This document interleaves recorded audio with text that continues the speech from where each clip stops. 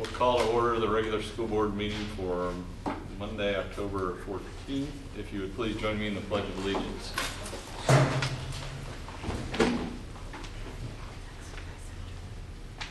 I pledge allegiance to the flag of the United States of America and to the republic for which it stands, one nation, under God, indivisible, with liberty and justice for all.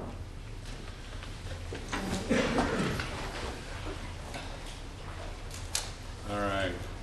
For the agenda, we have one additional item to add. I would entertain a motion to amend the agenda. I move to amend the agenda to add item 5.5, review of account offers from local financial institutions. Second it. All in favor, raise your right hand. All right, motion carried. With that, is there a motion? I guess, is there a motion to approve the agenda? I make a motion to approve the agenda. All in favor? All in favor, raise your right hand. All right, agenda approved. All right, Mr. Farrar, looks like you brought your bodyguard with you here. I did.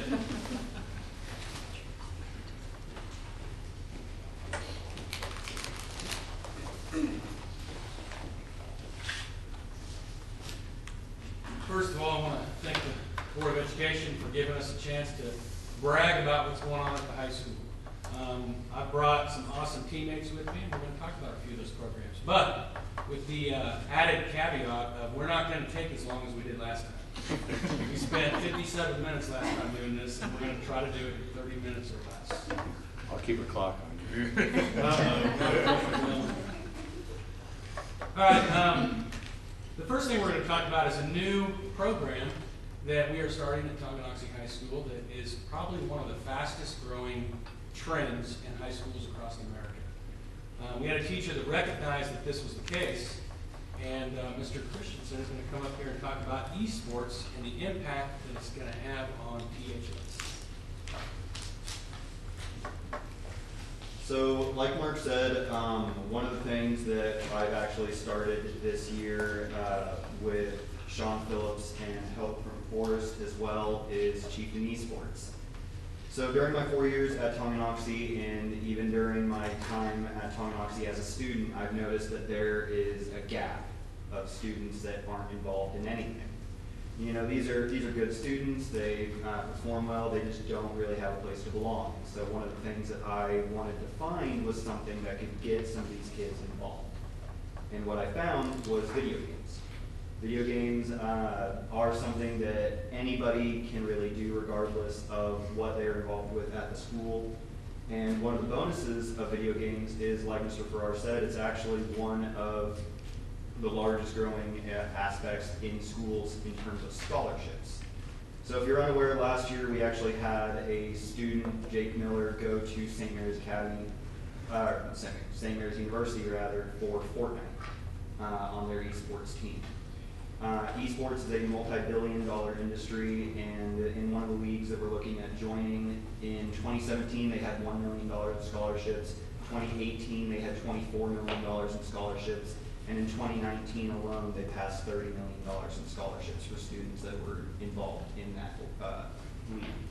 And so not only is this a way to get students involved that might not have somewhere else that they can belong to, but this is something that actually offers an avenue to scholarships as well.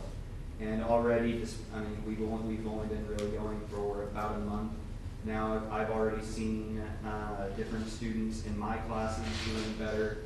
I've seen students that are performing better in other classes as well. I have students that don't really engage with their peers whenever they're in class, but through eSports, they found that common ground. They're communicating, they're helping, they're going through. We've got everybody from freshmen to seniors, everybody from not being involved. We have people on the football team that are going to be joining whenever they're done cross country, soccer, pretty much every sport that there is. We have members that during their off seasons are going to be joining as well.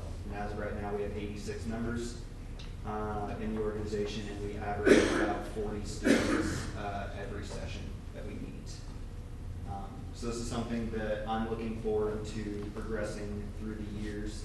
I told Mr. Farrar this is going to be my baby for the next however many years, at least for the definite foreseeable future. It's something that I'm very passionate about, something that I think can help students perform in the classroom, give them some incentive, give them some motivation, and also offer pathway scholarships that they might not all have. Not everybody is going to be able to get a football scholarship. Not everybody's going to be able to get that full-blown academic scholarship. But this is just one more way that students could have the ability to get scholarship money. That's When do you meet? I see the signs in the hall. yeah, so we meet on Mondays and Thursdays right now, but my varsity, because I do have a varsity that competes in tournaments, we meet on Tuesdays as well. It takes place in the chieftain room and my classroom. So students bring in their own equipment. We've got waivers that they all sign before they are allowed to participate. But chieftain room and my room is where we meet because we don't have any facilities on campus that we can use. So, yeah. Very good. Is Thank this you. like, do that, is this like other sports where they can't compete unless they keep their grades up and attendance That and is all that correct. different stuff? So my varsity is all aware of the fact that before they participate in any tournaments, I check their grades. The team captain of my primary varsity team had fallen behind on some of his grades, and so rather than coming to practices even, so they can't even come to practice, I sent him to the classroom that he wasn't doing well in. And in a matter of days, he got his grades up because he saw that it was impacting his team and his ability to participate in the organization. So everybody is aware that grades do matter, and they keep up with it. Is there any opportunity for like travel, or so is it all within the school? Because I've seen, you know, on news where they have, you know, the big events and people travel to the venue or something like that. Yeah. So right now, everything is totally in-house. Everything is online. It's all after school. It doesn't take away from any instructional time. We don't have to travel anywhere. There are events that where one could travel, and if we were to, you know, eventually get to the point where this is something like with the league or something Right. like that, then there would be the possibility of travel. But with it being video games, it can all pretty much take place online Right. from the comfort of our own facilities without needing any travel. So the travel budget would be zero forever, essentially, as long as we want to do that. How many people are playing at any one time? So we average about 40 each time. In my room, I usually have around 10. The chieftain room handles the rest. We use the chieftain room. The chieftain room has 2 Wi-Fi adapters in it, so it's able to handle the load a little bit better. And then I have the varsity in my room so that we're not clogging the system. We actually have a Wi-Fi network that Forrest set up specifically for eSports that's only available during the times that we meet. And so, on average, we're looking at around 30 to 40 people at a time, but it could be more theoretically. Good deal. Thank you. Thank you very much. So I would say, yeah, it's interesting how many kids showed up for that first meeting. I was close to 100, which would make it one of the biggest groups we have on day one. I have to admit, I never thought we would be at this day when I got into education, but we are. I also have to admit that I played a couple of games of Madden online and got some knucklehead that I don't know who it is, and I'm confident it's one of these kids. It might even be an 8-year-old who beat me like my record is 0-5, and I'm not allowed to play because I was hurting Ben's record. All right, next thing we're going to talk about is the History Club. We have a new club that Mr. Beat is starting, and I think it has great potential. And as a former history teacher, I really appreciate what he's doing with our kids.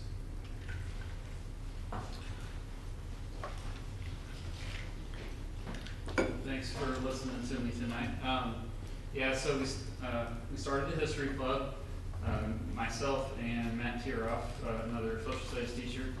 This is my 5th year teaching at the high school, and when I first started there, I noticed that there wasn't really this priority on the social studies, like that I was hoping there'd be more outside of the classroom, because one of my fears is like when students walk out of my classroom, they're gonna forget all about everything they learned. So I wanted to create more meaningful experiences for them outside of the classroom in relation to the social studies.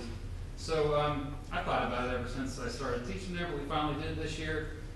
So History Club, we meet monthly, doing various things related to dorky history stuff. But the big thing that we are reaching towards right now is a trip to Washington, D.C., which we're going already for sure. We have enough people signed up. There's a company called EF that has been helping facilitate everything. And we've been fundraising already. So we have 15 of us that are going next summer. And most of them, maybe all of them, have never been to Washington, D.C., so it's a really good opportunity for them to see a lot in a short span of time. A lot of places that we learn about in the classroom you can knock out like in a day, and a lot of it's for free anyway at the Smithsonian museums, but we will be hitting all the highlights, the Capitol and Supreme Court building, White House, and even going down Monticello. But yeah, so we've been raising money for that already. So spread the word. History Club going to Washington, D.C. We were trying to make pancakes already at the car show on Saturday morning. It was a mild success. So no pancakes were burned, at least. But yeah, so yeah, should I go? This leads into the other thing. Well, yeah, kind of. Before we go into the next thing too far, I appreciate his efforts. He's doing everything he can to create passion for social studies, and he's also built so much credibility amongst our students that people are jumping on board. So I appreciate your efforts, Mr. Beat. Another thing that Mr. Beat has recognized, along with our building leadership team, is the idea that we need to work on teaching tolerance in our schools. We need to teach diversity, because Tonganoxie isn't the most diverse community around. We understand that if they're going to go out and be successful after they leave here, we need to be teaching these things.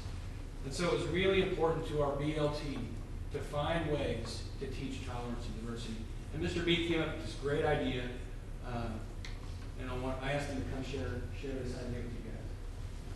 Yeah, so another kind of piece of making social studies meaningful outside the classroom, but also our whole building of just building a culture of empathy, making that a priority, was it just kind of hit me. I think it was probably in the shower. It's like, why don't we have like a sister school, a school that is a lot different than Tonganoxie High School? And so I was thinking, hey, one of the most meaningful experiences our students have is our annual community service day. And I was like, it'd be great if we could somehow take what's awesome about that and apply it to something else where we have a partnership with another school. So the idea was to have us partner with a school that was ideally a lot more diverse and urban than ours, because we have a certain demographic in Tonganoxie, and a lot of our students are not exposed to schools that are a lot different than ours. Same thing with them, though. The urban schools, they don't get out here a whole lot. So the idea was to find a school that we could work side by side with their students, our students working with their students on community service projects, and it would be ideally, eventually, long-term, the entire school. But after consulting with colleagues, we decided it would be best to start with our student leadership, so starting with student council. And I reached out to several schools. The school that got back to me and that we've been already working with is Topeka High School. So Topeka High School already sent out students to our school, what was it, 2 weeks ago or a week and a half ago. And we did some icebreakers, got to know each other. We had about 20 of our kids that met with about 9 of their kids. And so our kids were just terrific. They showed them around. Like I said, we got to know each other, but also started brainstorming ideas for community service projects. So like, here's what we'd like to see us improve with our community. But yeah, community, like a lot of the conversation that we had, we got in a circle and we were just basically sharing with each other, you know, both the stereotypes, but also the realities of our community. You know, what are we known for, but also what should people know us to be all about. And it was a very rewarding experience for all of us. I'm hoping it's the beginning of something that's very long term. We're going to meet with them again in November after kind of the homecoming madness ends for both of our schools. So we'll be actually headed to their school, kind of do the same thing, see what their school looks like, and then from there we're looking at in the spring doing the community service project. So one day they would come here, work side by side with our student leaders, and work on community service projects, and then on a separate day we would go there and work side by side with their student leaders. And then eventually, hopefully, maybe as early as next year if we're ready, try to do it school-wide. We'll see how it goes, but that's the plan. So hopefully, I call them Topeka High School our sister school. That's all I can come up with for marketing. Yeah, any questions about any of what I just said? Good job. Thank you. Well, thank you. If you didn't know, he's famous. Yes. He's a famous YouTuber. Type in Mr. D on YouTube, a lot of stuff will come up, all good stuff. Okay, next up we have our counselors. We have a few things they want to share with you guys.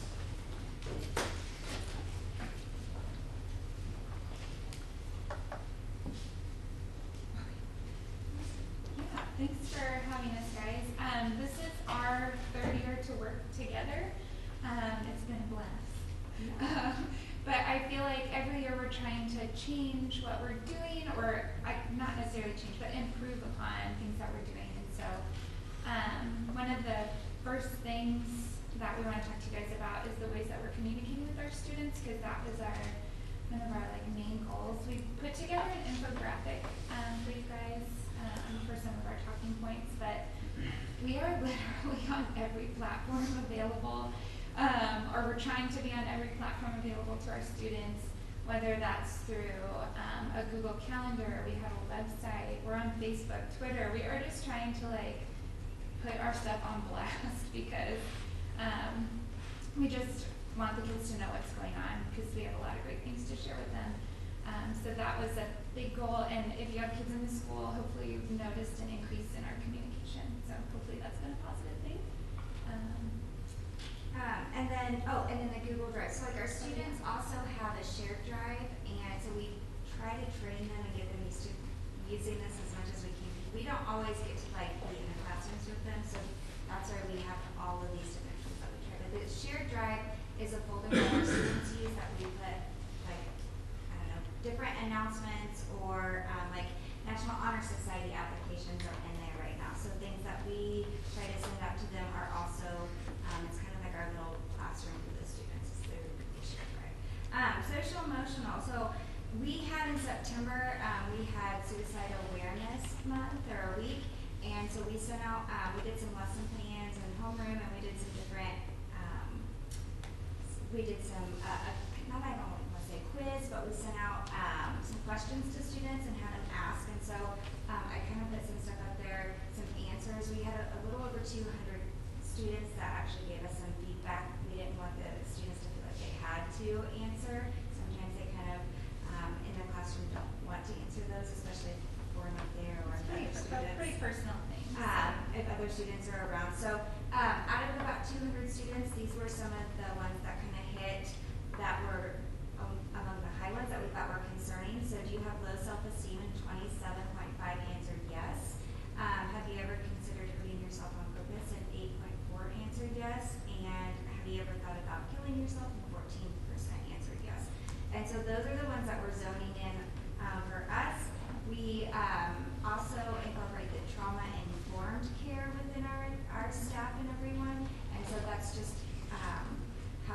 to our students, we're really talking about suicide, and there's always been this myth of like, if you talk about it, then they're gonna wanna do it. But actually, research has proven and shown that that's not true at all. Like, we're educating them on ways to, mentally be healthy and, how to reach out for help.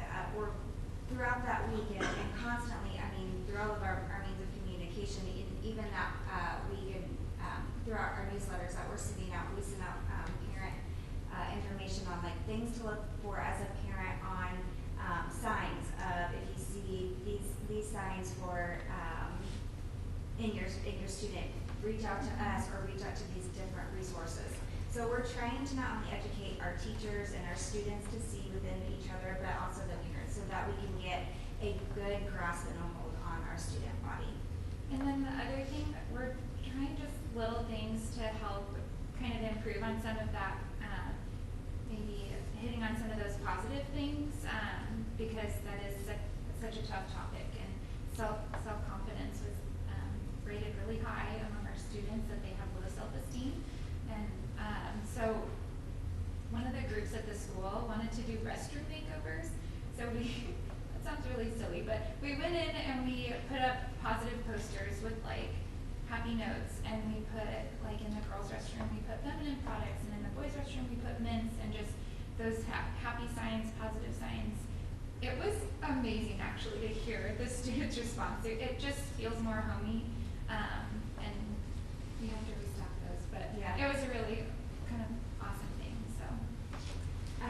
And then with the trauma-informed care, just we've been doing that as a district and with our mental health team. We've talked about it over the last couple of years, but we have a picture up there, and it's something that with our teachers and everything, but you can see a brain, a scan of a normal brain, and then you can see when that someone who has gone through abuse, and there is a huge difference. So we've explained that to our teachers and how to interact with the student, and just even the way that you speak or talk to them. So it's just little things like that. So we continue to educate and have professional development of just the little things, of just the way you even speak to our students. So just wrapping our arms around our students and really just interacting with them can make all the difference in the world. So we're really trying to just really help our students from even the really teeny tiny things like mints in the bathroom. So we're really trying to pay attention to the details. Yeah. And then this month is Apply Kansas Month. So we are really pushing our post-secondary. A lot of our teachers have been wearing post-secondary clothing to school just so we can like put it on blast with our students. At conferences, we're going to have a lot of activities geared toward Apply Kansas, and not just schools. It could be tech school, it could be college, it could be military, just so that they have some kind of plan for after high school. And so conferences on Thursday will really be geared toward that, so we're pretty excited. We've also brought in an organization called TRIO to hold a FAFSA workshop for our students, and they're coming back to do one for parents. That's just kind of a big scary thing if you're a first time, or this is your first kid going through college, like that's not a fun thing. So we're gonna have some people come through and help with them. So Yeah, and we try to make it really clear, like the students need their own ID separate from the parents. And so TRIO does a really great job, and there's always like those crazy scenarios or, with parents and students that honestly we can't answer. And so they're like the professionals, so we're always like, go see this. They can help you with your FAFSA.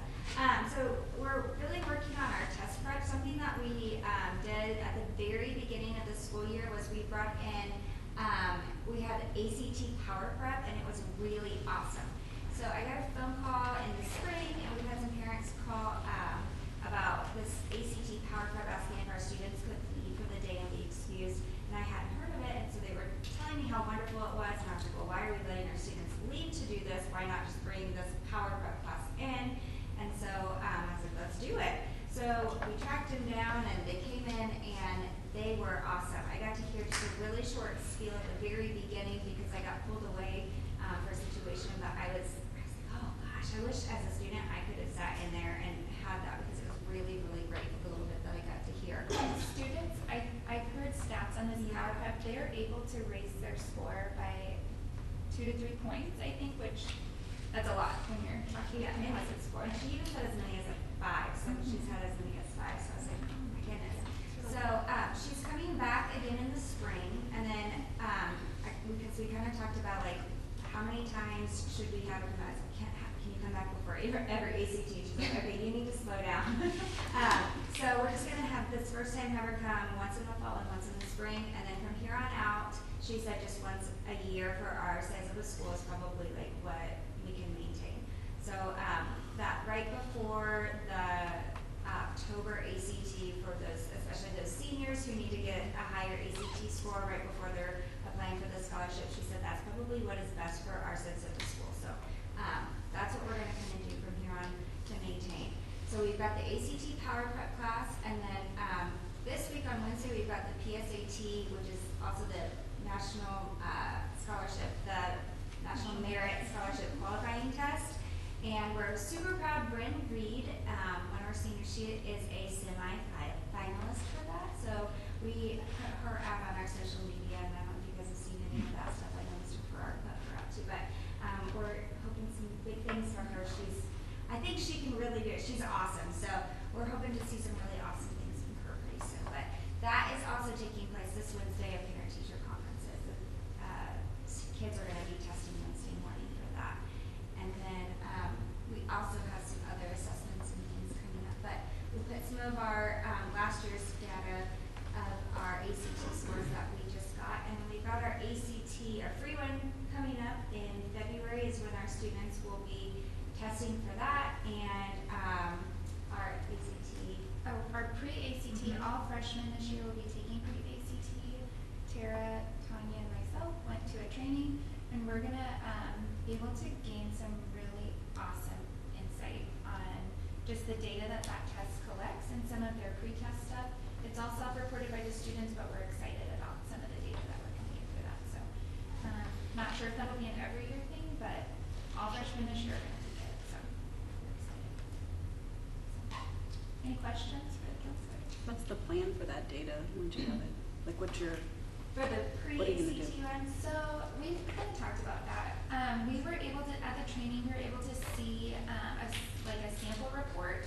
And I have really big ideas, but I think I would like to see some of that like in my hands before. But we talked about like using it in homeroom and being able to work maybe with teachers on, maybe a math teacher could go through some of the results because it gives you back the test and their answers. And so that's going to be something invaluable to those students as if they do plan to then go on and take the ACT. Well, and since it's like the end of their freshman class for each one of us to try to sit down and like she said, they're like, okay, maybe we could do that. But then if it's the answer and they're asking us about a math or science, we're like, okay. Yeah. I'd rather hear like what we said. So we're trying to figure out exactly kind of what we want to do and incorporate those teachers and so we're still kind of in the process of that. We've had one training on it, and we're going to bring in those teachers and see how we can maybe work out a rotation with those homeroom classes and get them to do that. Any questions? That's good. Yeah. Good.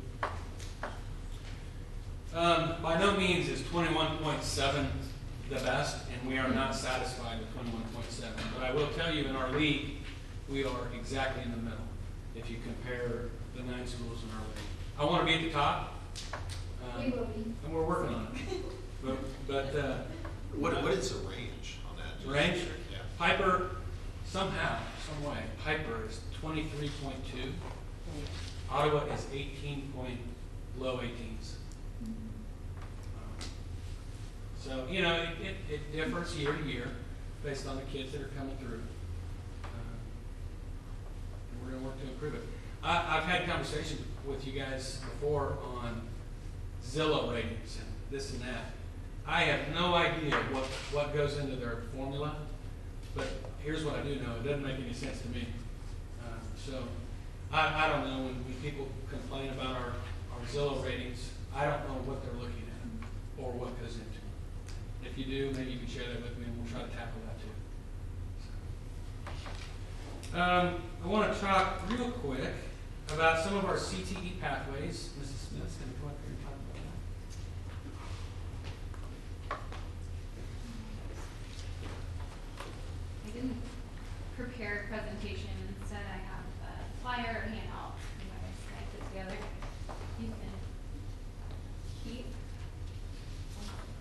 some of the points. I guess I better start because what? It's I 30 was seconds. past you in 5 seconds. We'll blame Mark. We'll blame Mark now. I'm Mrs. Smith, We're not gonna blame you. and I'm the business teacher at the high school. And you're welcome. And I'm the Jody, don't worry. CTE lead or department chair. And Mr. Farrar just asked me to kind of discuss some of the things that we're doing and what we offer our students at the high school. So put together this item. So first, I kind of wanted to just talk about how there's been some, I think, previous misconceptions that CTE education is vocational or trade school material, or training students to become blue-collar workers, like your traditional farmers or a mechanic like my dad was growing up, or a welder. But CTE is progressing, and they're really trying to focus in on classrooms that are science-based, engineering, technology, mathematics, so your STEM, right? The state of Kansas recognizes or approves 16 different pathways that cover a lot of different career interests. So that's kind of not a misconception that I'm saying that you have, but I think in general in the past that's what the students are learning only in those classes. So they're really progressing. Tonganoxie, we offer 14 of those 16 pathways. So that's pretty exciting and awesome, and something that I'm very proud of. So with that being said, we have that many pathways. We're more likely to connect with students and their interests, and pair that with the curriculum that they're learning, and that's kind of a really good recipe for success, right? If they're interested in an item and they're going to class, they're going to want to perform higher. So we really try to help them identify their skill sets that they're good at, how can we improve upon it, what are some areas where we can give them real world experience or competition experience, and really explain to them their why, right? A lot of students are like, why am I taking this class? I'm never going to use this again, right? I think CTE in general, our pathways provide that why to them, right? They can say, hey, I'm learning about this and I can actually see where I would use it in a career that I'm interested in. Additionally, on the left-hand side, I listed 5 career tech student organizations that we have at the high school that kind of provide an opportunity for students to compete in different areas as well. The state website had 8 that they recommend, so we have 5 of the 8. FFA, FCCLA, FBLA, HOSA, and Skills USA. So HOSA and Skills USA are pretty new, I think 2 or 3 years, you guys can correct me on that. The 3 that we don't have are like business professionals, but we have FBLA, and DECA, which is focused on business marketing specifically, but we have FBLA. And then there was one that I think we could potentially work towards for a technology student organization. So that might be something that we can try to get our CTE team to implement, I think. On the back, I wasn't going to stand here and read off all of our 14 pathways, but I have them listed on the back side, along the left-hand side, for you guys to look at. And then I put together a comparison chart because I'm very competitive with our neighboring schools, and kind of just see like, hey, how many pathways are they offering their students? Because Tonganoxie, I don't think we get enough credit for what we offer our students. And you can look at the numbers yourself. The class only has 4. Eudora matches us with 14 pathways.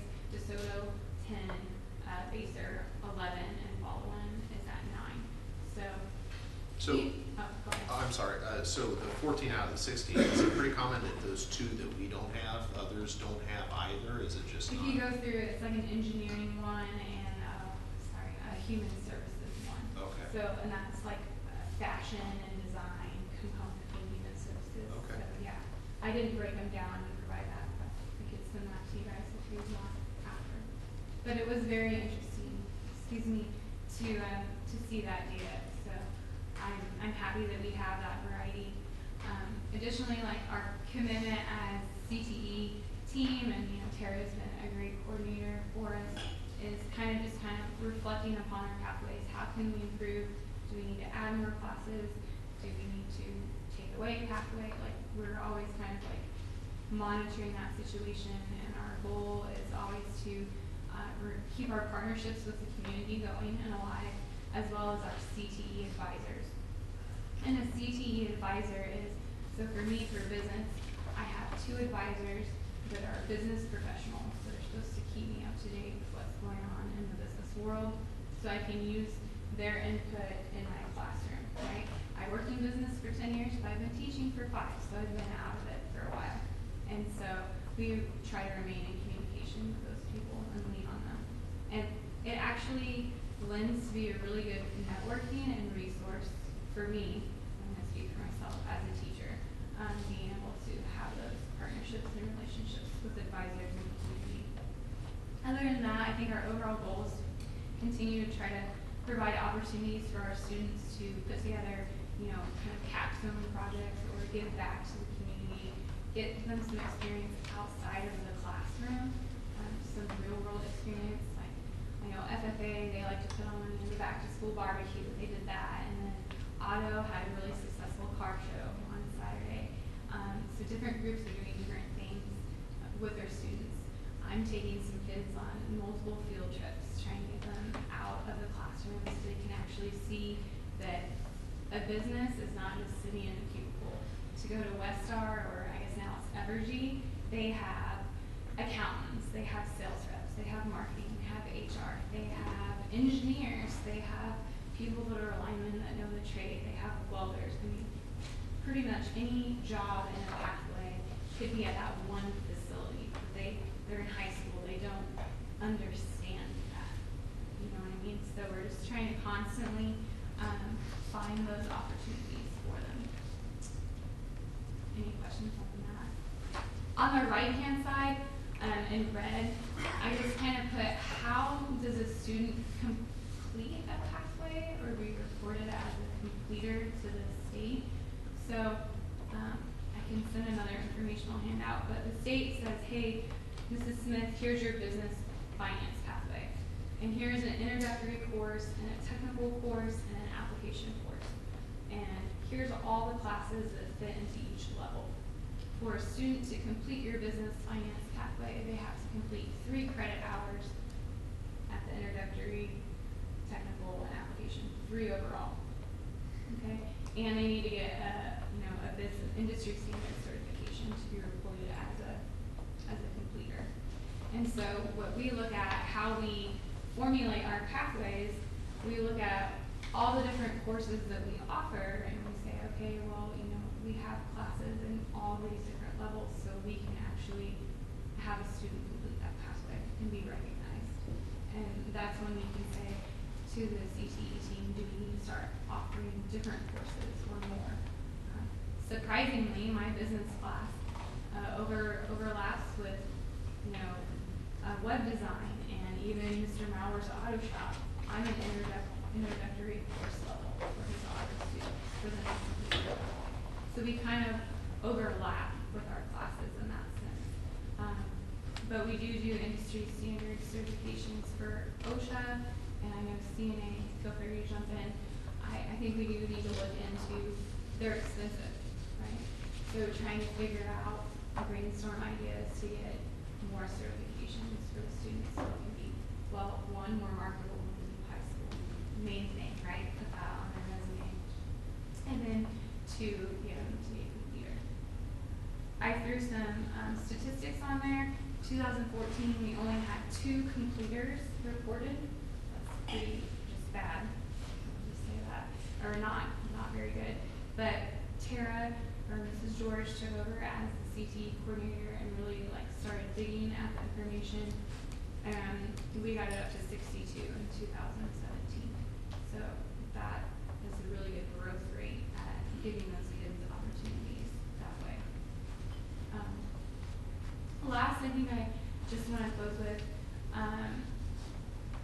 we're very excited for what we continue to do in CTE.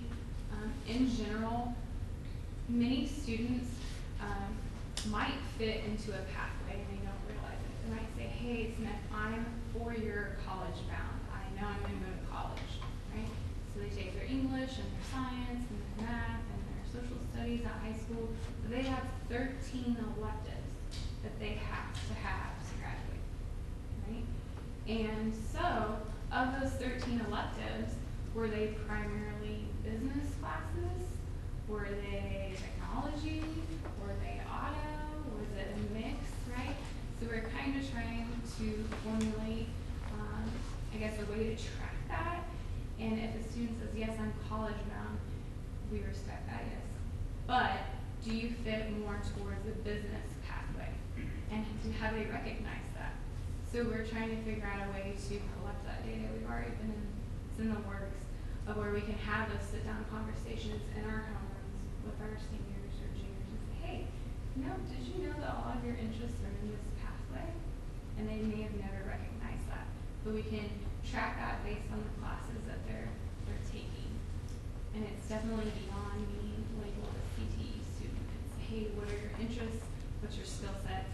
How can we get you into a career pathway or post-secondary or into the workforce and something that will help you make a living in your life. So that's kind of what we're for. Questions? I don't know if I have a question, but it's more with the bond and the space that's going to be added. I think this is very important that we think thoroughly through what our options are going to be to provide the best value to the district and the students, I guess, on that. I mean, Yeah. there's some options and some schools have some programs that look nice, but I think the cost and the benefit to the student may not be the most ideal, I guess, but. I respect that statement, like going through and saying, hey, are we using these pathways? Are we doing them well, or are we just not really, we offer it, but we could really use space to improve upon a pathway of interest? I mean, I could see oh my gosh, now I'm gonna say it wrong. Your 9th grade test. Pre-ACT. Your pre-ACT. What was the one is that the one that kind of gives them some of their interests too? I could see how you could take some of that data for, didn't you say they're doing it 8th grade too? Or no? Just 9th grade. They kind of project to see what students are wanting and what areas they're most interested in. But I know, like, I don't think you want to restrict yourself either, because you'll see, like, well, that's like when I went to school, everyone got a psychology degree or a business management degree, right? So then you kind of have these trends and where students go. But I agree. I think part of the plan. So which of the are like the top 3 that are the most? From what I've noticed, and you can correct me if I'm wrong, ag, huge. Yeah. Let me make sure I say it right. Health science, definitely. There's a lot of students that are wanting that. And the third one, I'm not sure. I know auto is very, very high up there. I'd like to say business because I'm the teacher. But yeah, I'd say ag is huge. Health science is a big one. And auto. So one of the commitments here is continue to build partnerships within the community and then also the advisors.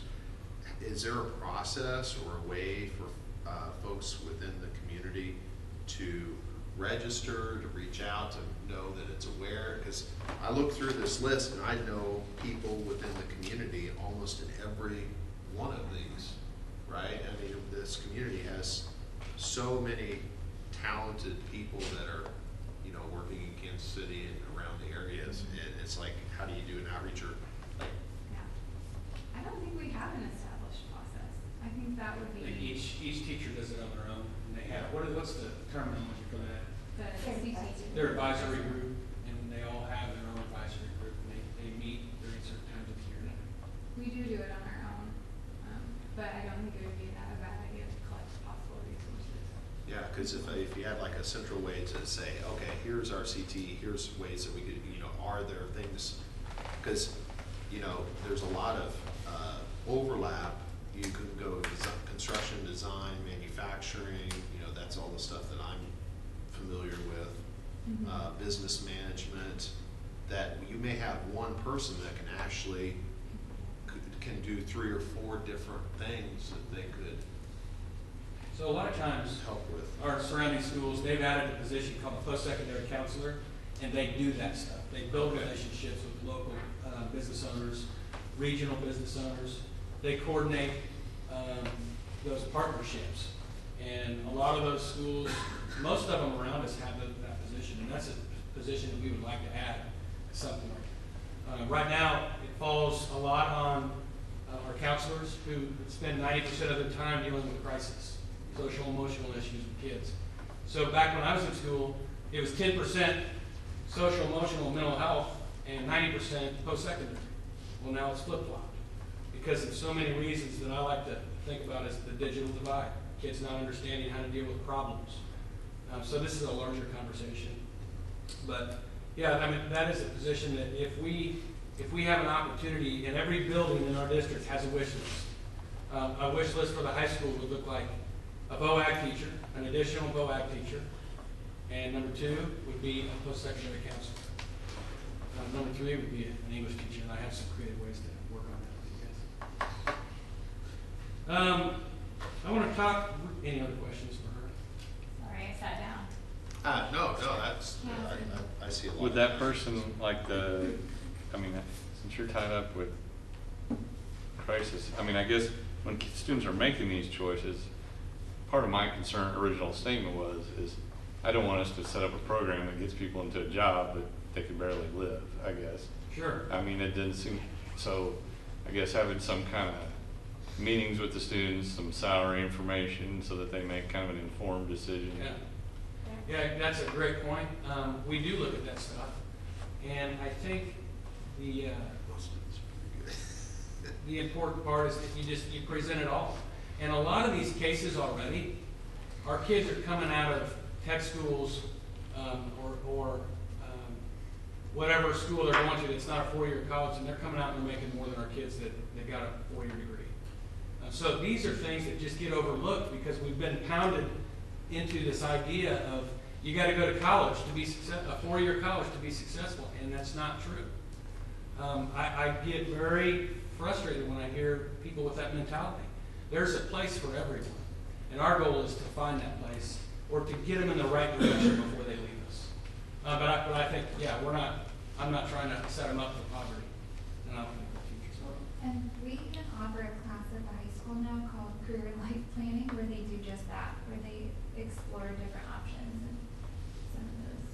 And our Zello and the pre-ACT, like we have a lot of tools that will help with that. So, but that position, that other schools have added that, it's kind of their primary role too. I was wondering about the time split, about the range of things you all have to do. Is it about 90% with the crisis management? I mean, as far as where do y'all all? It sure feels like that. And honestly, like if a kid comes to us in crisis, I'm gonna drop everything. Right, Like, you have that to. kid's my priority. So it sure feels like that sometimes. But even for like going through our master's program, we were asked to do that, to track our time. Mm-hmm. And it did seem like it was 80 to 90%. Yeah. And like I talked about it, there's just so many reasons why it's changed. But one thing we know is it has changed. And I can tell you when you look at us and then you look at the middle school, they have one counselor at the middle school. And she's juggling all kinds of stuff.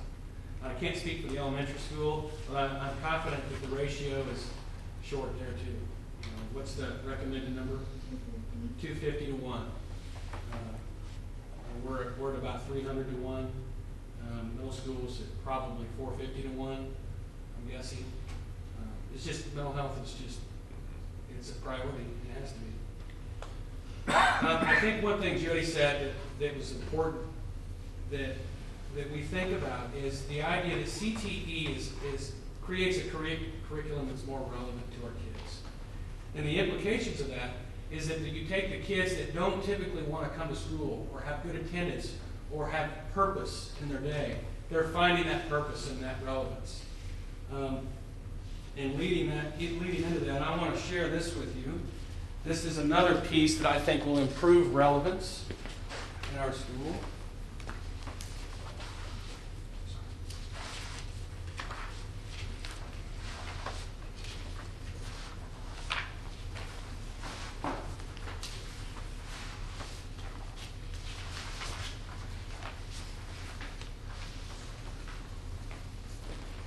This is a conversation only about a program called JROTC.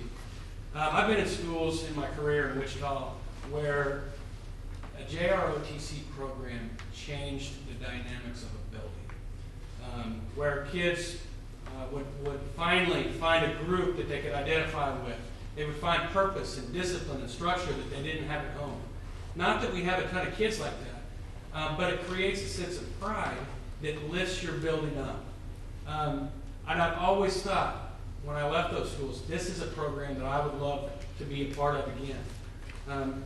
Being in a school that's so close to a base, with so many kids that are connected to military folks, this would be amazing at our high school. Right now, the barriers that we have are that we don't have space, but we might soon. And so I bring this to your attention today because I think that as we go through the design process, we need to consider these things. I've been in contact with the guy for our region. We're called the 3rd Brigade in this area. And he walked me through how to do this. And just because in the interest of time, I signed us up. That's not like that, not that simple. There's a waiting list. So I wanted to start the clock ticking. He informed me that Kansas is an underrepresented state for JROTC, and so they would fast track schools in Kansas. I don't know how many kids or how many schools are wanting to start a JROTC program, but I think it would be interesting, and I think we have a community that would support it greatly. I know that it would be something that if we started it within 5 years, our numbers would be big. We could be 50 plus that are involved in JROTC. These kids that get involved in it are the kids that otherwise aren't connected. Along with all the rest. It's across the spectrum. But what you're doing is you're creating more relevance, more purpose for those kids that might not be making it or doing their best. This gives them a reason and a purpose to do their best, to reach a place that they've never been. And I wanted to share that with you guys and answer any questions I might. If you look at the second page, you can see the impact that it has on school, on attendance and graduation, discipline, and dropout rates. It ties them into something where they can actually outperform your average kid. Is space our only barrier, or I mean, is there an instructor budget? So yeah, that's good. The government pays for half of their salary. It would create another elective and another program for our kids. But yeah, there is more than 2 barriers. It does cost some money, but I think when you look at adding electives and adding programs, this is a viable one just because they'll cover part of the cost. They bring all the materials, meaning they have uniforms, they have supplies that they use on a regular basis. They provide all that. We pay half the salary. What grade level can they do this, Mark? 9 through 12. 9th grade. We currently, Leavenworth has one of the best programs in the region. They have 4 ROTC instructors. That's how many kids. And one of the reasons is because they're drawing from everywhere around them. We send kids there. Leavenworth, or Lansing and Basel send kids there. I don't want to send kids there. I want our own program. So I think it would fill an important role in coming on. So we currently have kids in this program. Yeah. Not a ton, but we have a couple. It's travel. Any questions about that? Is this part of daily curriculum that would be, I mean, with the design, we're trying to have everybody housed, but then we got the West Campus for alternative stuff. I mean, I guess I'm just trying to envision where this would fit in. I'm not trying to get the cart too far ahead of the horse. I think one of the goals we had with building the new high school addition was to eliminate travel. I would hate to build it and then look a patron in the eye and say, oh yeah, these guys got what they're looking for. That's okay. There's going to be times when that happens. But I don't know if I have the answer to that. I think it's an option. You know, maybe we build it into the new space, or maybe we redo the cafeteria in the West Campus and do it there, because they are going to need some space. It's in the normal school hours. It is. Class. They would be a staff member, and they would be a teacher on staff. They take people that are, I think, retired after 20 years. They've spent a full career in the military. They're no longer paid by the DOD. They're paid by our school district. The school district and the Department of Defense would funnel half of their salary to the district.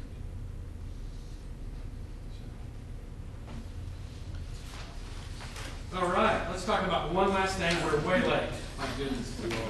We talked about the time, but this is, in my opinion, this is one of the most valuable things that we do at these meetings. I think it's important too. So. Let's see, start at the beginning. About a year ago, I started a conversation with the University of St. Mary's. And it was because I read an article in Wichita Eagle about how USD 259, Wichita Public Schools, was partnering with Friends University. And they were identifying kids that are in 8th grade, and they were going to say, we know you're going to go to a 4-year college. Now, there are kids that you can identify at that age. Not everybody, but you can identify a population that are going to go to a 4-year college. They started to send these kids, or send Friends University professors to Northwest High School and teach in classes. And they would put these kids in those classes and they would earn credit, college credit. By the time they were a junior or senior, they were attending those classes at Friends University. And so I started thinking about what can we do with a local university to, number one, eliminate school debt, student loan debt, which is what we see with a lot of our kids. They say, yeah, I'm going to college. They go to college and they spend a year and they spend $25,000 and have nothing to show for it. What if we partnered with the university and negotiated a lower tuition and offered classes through our teachers on behalf of the university, just like we do KCK. Only this time I want it to be a 4-year college credit as opposed to a junior college credit that may or may not transfer. So we've had 3 meetings. In the last week we had a meeting with the University of St. Mary's and their decision makers. So before it was the School of Education, or just some teacher. Now we had the VPs that make decisions sitting around the table, and it's starting to take shape.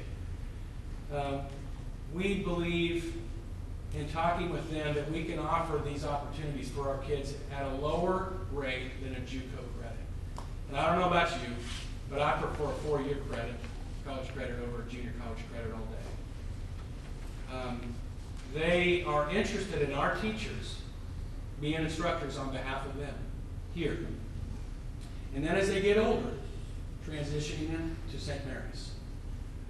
This is a really interesting prospect that I'm glad we're exploring. I think it's going to provide opportunity for our students, our community. And then we started talking about adult education at the West Campus. And what would that look like? And could they be part of that after we have our project completed? Could we offer classes to not only our high school kids, but to the adults in this community? I think anytime you have a chance to further educate your constituents, 26-year-olds, 30-year-olds, maybe people that didn't make the right choice or have their priorities that they have today back then, maybe they want to better their lives. And I think having that opportunity will help us in our community, help the economics of our community, and it also helps those kids that they have that happen to come to our schools. So I wanted to talk to you real quick about that partnership. I think it's going to be amazing. I think it's better than what we're doing right now by a lot. And I'm excited for our kids. So what questions can I answer? Transferability, 4-year, Yeah. the So- 2-year credits are great, but my K-State took every one that my boys have taken so far here. Well, I think I don't know for sure, but I'm not going to enroll in a class unless I've verified that it's going to transfer where I want it to. And that's the key. I don't really want us offering a class for St. Mary's unless it's going to transfer to the region schools. So we just got to be careful with what we're offering. I'm pretty sure St. Mary's has articulation agreements, but the kids run into that now too. Even working with KCK, they can run into issues as well there. So I think, and that's something our teachers brought up too, something to consider. But we do have articulation agreements with other. They're fully accredited, just like all the other universities, and they have the articulation agreements. But it's just like KCK, it's like if you have a major in.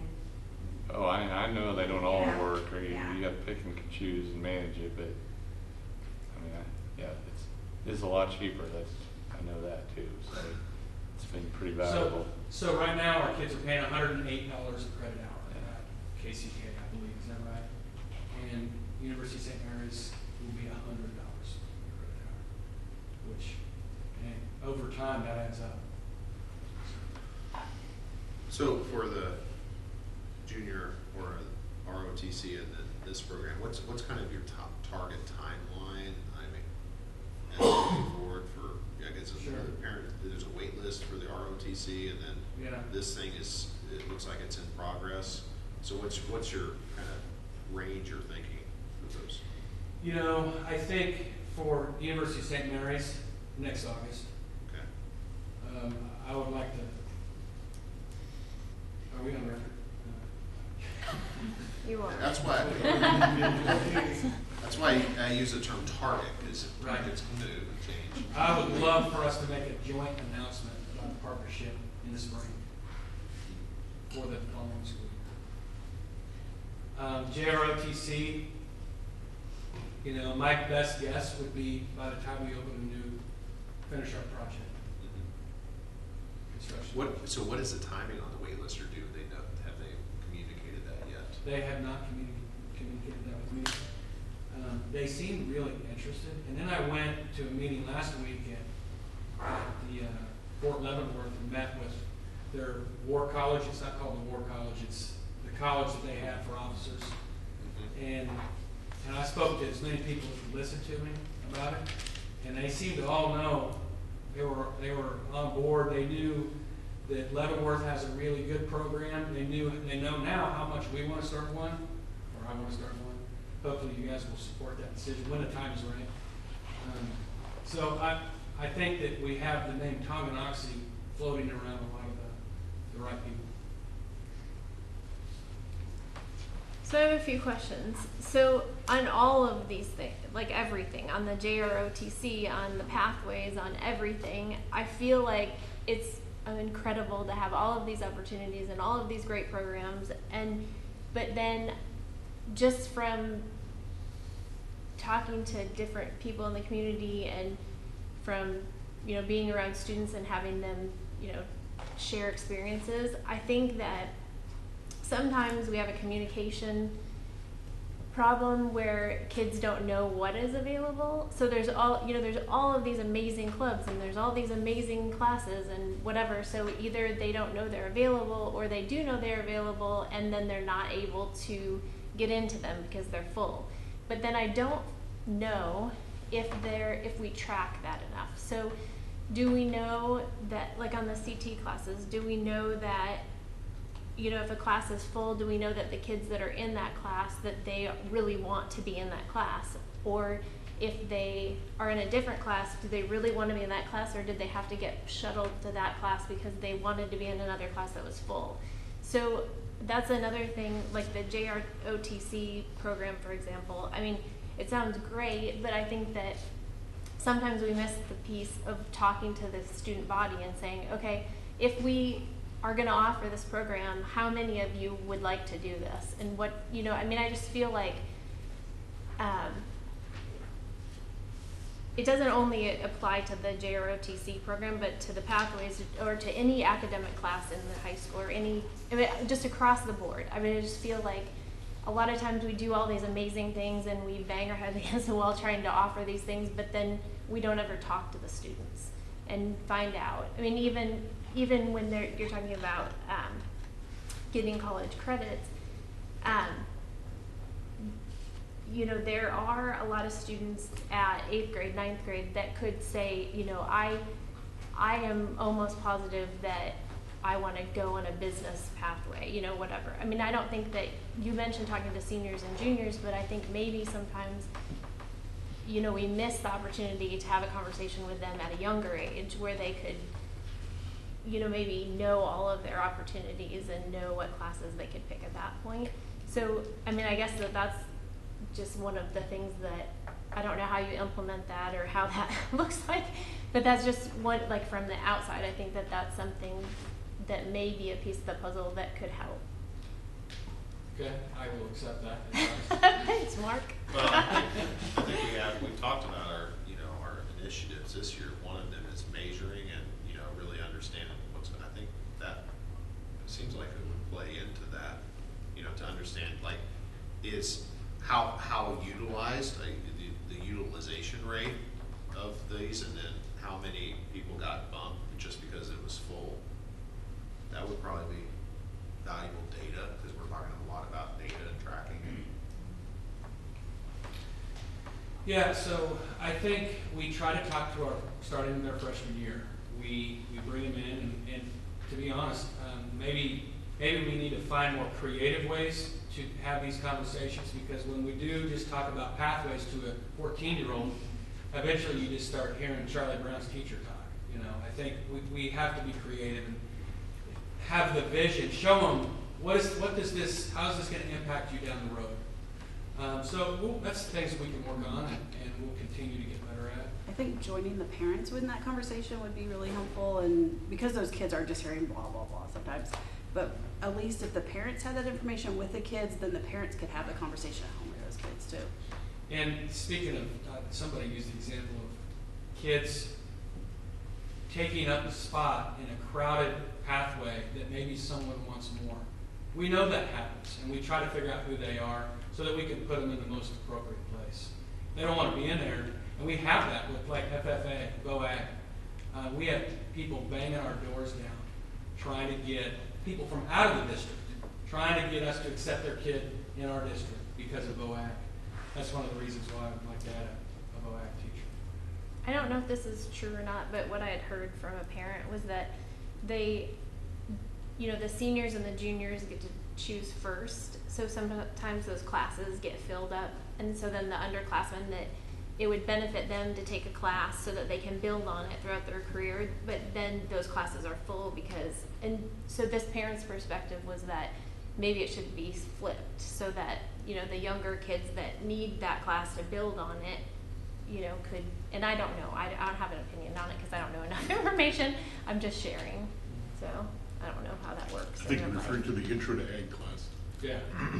That fills up quickly. I think, right. That's not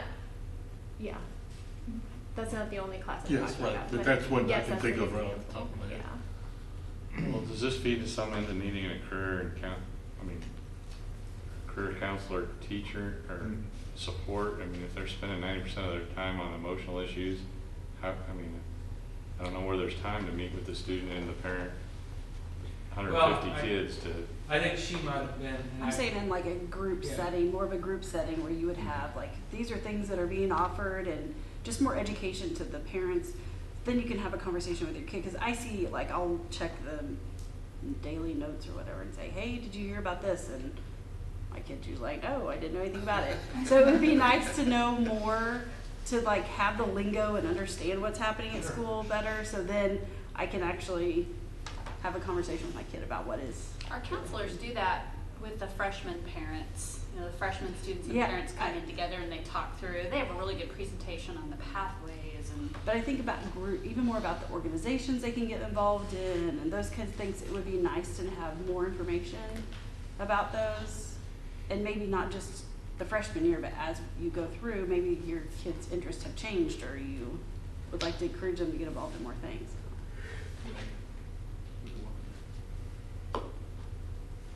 What other questions?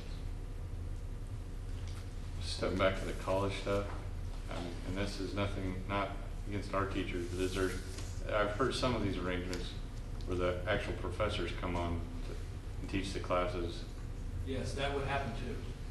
they're interested in doing that, they want to do that.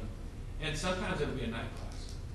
So our teachers are off duty, or maybe they don't choose to teach that assignment, and they'll send somebody here to teach the class. But University of St. Mary's really likes our geographic location. You know, we're right between Legends and right between Lawrence, and they think that we can gather a large group of people to be part of their program. For classes during the day? No, For night? adult education. I think other districts, like Baser, for example, they have, for their college credit courses, they have an adjunct professor come in, and basically what they're providing only is the space, and the professor's teaching the class for free, but their students are getting an additional class.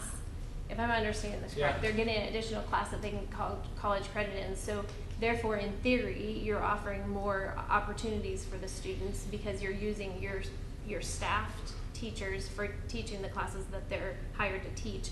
And then the adjunct professors coming in at no cost except for the space to teach other additional classes. So I think that, so what you're saying is that in this situation, we would do both. We would have our own staff teaching college credit courses, and we would have adjunct professors teaching night classes with additional. Right, exactly. So then, is there a reason that I just don't know enough about it. Is there a reason that you have your own staff teaching college credit courses versus having them teach a class and then offering another college credit course for free, basically?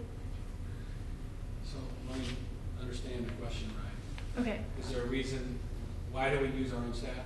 Yes. Versus having another. I think our kids are more comfortable with our teachers. Now, does that get them ready for the real world? Yes and no. There's pluses and minuses to it, but like my son might be more willing to take a risk on a college class with Mrs. Wilson because he knows her. And she knows his strengths too. Well, and we would have more control over our staff during the school day, whereas if an adjunct called in sick, what do you do with those kids during that period? We don't have a sub for them, and how does that? And what I think of is just consistency in the teaching level. Those adjuncts may be there for a year, they're gone. And then now you're starting over with trying to find a staff to fit that class. It would be chaos. And one thing They could leave in December. So when our teachers teach the class, tell me if I'm saying this wrong, their own kids have free tuition. It's also a bonus for them. Does that make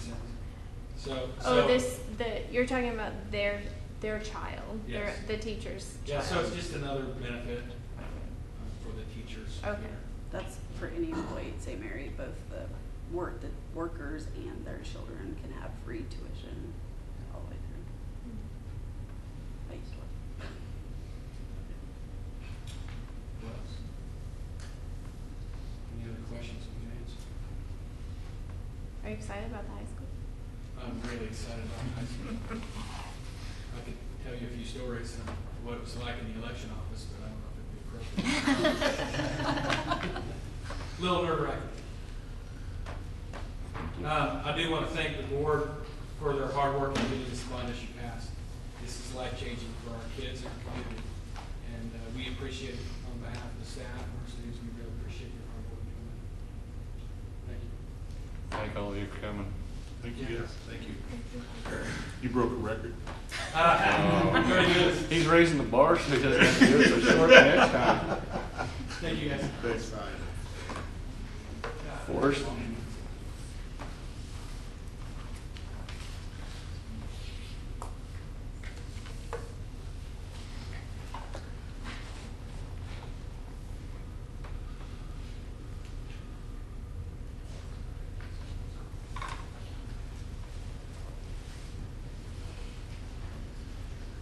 I really thought I could do a presentation without a slideshow, but apparently I can't. I try, believe it. I'll try and be quick. I can't tell you how excited and how smooth the beginning of this year has gone for us. As you might imagine, August is our busiest month of the year, probably. And, you know, we have anywhere, it's not unusual to have anywhere from 80 to 120 help tickets in. We get them done as fast as we can. Now this year, I will say, we didn't even break 70 tickets.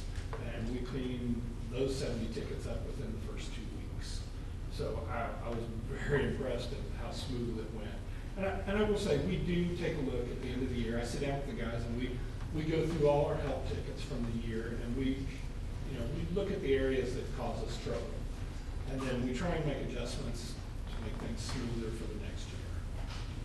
And every year, I mean, it has been smoother and smoother. So I just want to give you guys just a quick update on some things since maybe the last time I spoke to you. We did raise the internet speed for the district. It was at 800 megahertz. It is now at a gig. And when I say gig, that connection speed is up and down. So what that means is we have as fast as upload speed as we do with download speed. You know, at home you may have a fast download speed, but your upload speed is probably quite a bit slower. Ours is exactly the same. In fact, upload speeds I usually get higher. Just some little things. The lab at the elementary school, we, you know, with everybody with Chromebooks at the elementary school, we thought it was, after meeting with Gail, we thought it was a good idea if they were working on the same platform in there too, because the other tech teacher has a mobile Chromebook lab, so they're using Chrome in there also. So I installed a nifty little piece of software from a company called Neverware, and allowed us to put the Chrome operating system on their desktops, which, I mean, in effect has turned it into the Chromebook, basically. It's got the Chrome operating system on it. And we've had it for probably a month, and I think it's been very successful so far. When you say it has been. We're getting ready to start with new cameras, putting new cameras in at the middle school. It should be a fairly fast install because we've already installed all the wiring. When we had the middle school rewired 2 years ago, we used E-rate federal funding for that. I can't use E-rate for cameras, but I can use E-rate to pull the wire that the cameras use. So at that time, when we rewired that whole building, we went ahead and kind of preemptively put in the wire in the anticipation, you know, that we were going to have new cameras within the next year. So it'll be just installing the cameras and plugging them in, basically. I put TES up there kind of for new cameras. We're not going to get new cameras at the elementary school. The ones we have are only 3 years old, 4 years old. We will keep the cameras. What we're going to swap out is the licensing on the camera. Right now, we use 3 different computer systems to access all of the cameras in the district. I'd like to get that down to we're using one. By swapping out the licenses at the elementary school, we'll be able to put the elementary and the middle school together under the same camera system, which will be very nice. Something that's kind of exciting for me, I put stuff on here, and you know, sometimes I think they're exciting to everybody, but I think it's probably mainly just me. We do, you know, we use Google Classroom more and more. It's really our learning management system with the students. We use a program. I do try and make it as easy on the teachers as possible. I use a program that I've talked about before, I know, because I've been using it for 2 years, called Little Sis, that actually creates the Google Classrooms for the teachers based on their schedule. It populates them with their students. Anytime they get new students, the students are automatically added. The teacher doesn't even have to mess with it. So one thing that we've added to Little Sis that's new this year that we're in the process of training our administrators to use allows us some even more granular control into Google Classroom. It's been very handy for me just in the last 2 months that I've had it. I can go into a teacher's classroom. I can see all the classrooms for the district, not even ones I've created. Even if a teacher's created one, I can see all of them. I can see all the assignments that are being put in. I can put, what I've used it for a lot so far is I can put myself in the classroom as a co-teacher and fix things if teachers are having an issue, and then just pull myself out of it. Well, it does have some functions where administrators in the buildings can really use it to see how Google Classroom is being utilized in their building. They'll be able to go in and see what their teachers are working on. They can even put themselves in a class so they can see exactly what's going on with the teacher in Google Classrooms. So we increased our Wi-Fi access points in the district also. We have right now around 220 access points. We've got them in all classrooms. There's 1 or 2 rooms in the district that do not have them, but they're not being utilized. And this next one just kind of blows my mind every time I look at the numbers, but honestly, on a daily average, we're probably around 3,100 devices connected to our network. I mean, that's a lot. We've got almost over 2,000 just in Chromebooks. And I was going to talk a little bit about connectivity. I'll talk to that when I get to the Chromebook section. So, you know, the last one I put backpacks. This is probably the one that surprised me the most. We had these kind of aging bags that we'd had for years that the teachers used for their laptops, and this summer I was like, okay, I think we can do a little better than this. And I did some research, and I found these backpacks that actually the football team uses a version of them also. And when I handed them out, I was just shocked at how happy a backpack makes somebody. So, and I have backpacks for you guys tonight that I'd like to go ahead and give out to you. You can use them to bring all your stuff back and forth from board meetings or whatever you want. Does it have a Chromebook in it? It doesn't, but. Oh, man. One thing at a time. Thank you.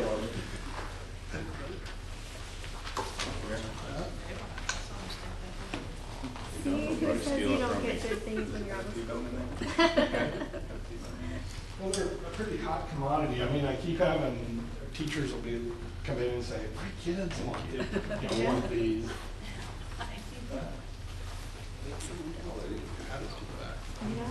You did. And then this one. Yep, thank you. And I'll bring you next time. We have some name badges that we make up and personalize it a little bit. Because we got thinking, you know, we have meetings and stuff like that, and you get a whole class, you know, you get 100 teachers in there all with a red backpack. It might get a little confusing on who's who's. So I will bring those next time. So Chromebooks, this year we did deploy another around a little over 550 devices into the district. The bulk of those were Chromebooks, which made us one-to-one across the whole district, all the way down to first grade. And then kindergarten, we went at a 2-to-1 ratio with a Chrome tablet. So the Chrome tablet's a little learning curve for the teachers and the kindergartners, but we wanted to get them used to, because when they go into first grade, they're going to be working with the Chromebook. So we wanted to get them familiar with that operating system. Oh, the next one. Okay, this one, I'll be honest, this one kind of scared me when I came up with this idea to having Chromebooks go home in the summertime at the high school that I talked about at the end of last year, we kind of decided on. Because after speaking with other districts, you know, it was really kind of a mixed bag of results. I mean, there's only very few districts that even were doing it, and most of them were scared to do it. And I mean, I was a little nervous about it, but I will say we didn't have one Chromebook come back this year that needed repair at the beginning of school. I was anticipating, you know, a higher than average, some damage to a broken screen or something over the summertime. But, I mean, we didn't have one kid bring us a Chromebook in for repair after the summer, which. If they were like mine, I took it away and put it in the closet. Well, Because they kept watching movies and things on it, so I took it away and it stayed in the closet all summer, and then it came back out for school. So. Oh, good, good. No broken screens or, so either they really took care of them or a lot of parents did that. Connectivity, Really, we have as a district a very high uptime. And when I say uptime, I mean that we're always connected. You know, everything we use more and more is so dependent on the internet. You know, especially our Chromebooks, they're slowly pretty, connected. They need the internet. We've only had a couple times within the last 6 months probably where we've had an issue. One was, we had actually the whole district go down, and it wasn't anything inside the district that had happened. Up north by Baser, at a construction site, a Midco line was cut by a dump truck. And it shut us down, but luckily it happened at 3 o'clock in the afternoon. And Midco worked all through the night and had it repaired by the next day. The only connectivity issue I've had this year is, and this stuff never breaks in the summertime, but 2 weeks, 3 weeks into the school year, I had 2 switches go down on me, one at the middle school and one at the high school. And I deployed my spares, did some creative wiring, and we had replacement switches delivered to us by Cisco within 2 days. So we really didn't experience much interruption there. So I've been very happy with that. And then I did have an issue with Chromebooks that crept up near the end of last year. It wasn't a big issue, but it was enough that I considered it an annoyance to me, because I had 2 or 3 devices a day that would have trouble connecting, right? But the minute I get over there, they connect fine. So at the start of this year, about a month ago, I made some major changes to my access points and the way they broadcast signal. Last month, I have had 0 connection problems. So we've had a very good uptime on our connectivity. Can I ask something when we talk about the Chromebooks? Sure. And again, this really doesn't fall in your area because you're just technology. But my daughter carries around every darn book in her whole bag all the way home every day to and from school. And I'm like, why do you do that? You have a Chromebook and you have a locker. I mean, she only weighs 100 pounds dripping wet. She's carrying a 25-pound book bag. Already made her tip over. I mean, I don't know what we can. Going to the chiropractor up there. Not yet. I mean, I just find it. Well, most of their books are available in digital versions. I just don't. I don't know what. I obviously cannot convince her that she should do something different. But anyway, whatever the. So if the books are online, are they, I mean, I know they're available online, but are they online? Yeah? We pay for their access to them. Oh. So the students have access, teachers have access. I mean, the times I drop off, there seems to be a lot of kids with big backpacks. Yeah. Oh, yeah. going around. My My kids the son same way. probably weighs more than 25, I'm guessing Yeah. 30, 40 Yeah. pounds. I mean, I don't know. She thinks it's too far to walk to go back and forth to her locker every day. I'm like, you got a certain minute passing period. That ought to be pretty simple, but anyway. Well, I would say for some kids, it may be just the way they learn. I mean, I like sometimes, like, I've got an e-reader at home, but I tend to pick up an actual paper copy of a book a lot of times. It may just be a learning style too. But yeah, the bulk of their textbooks are available to them online.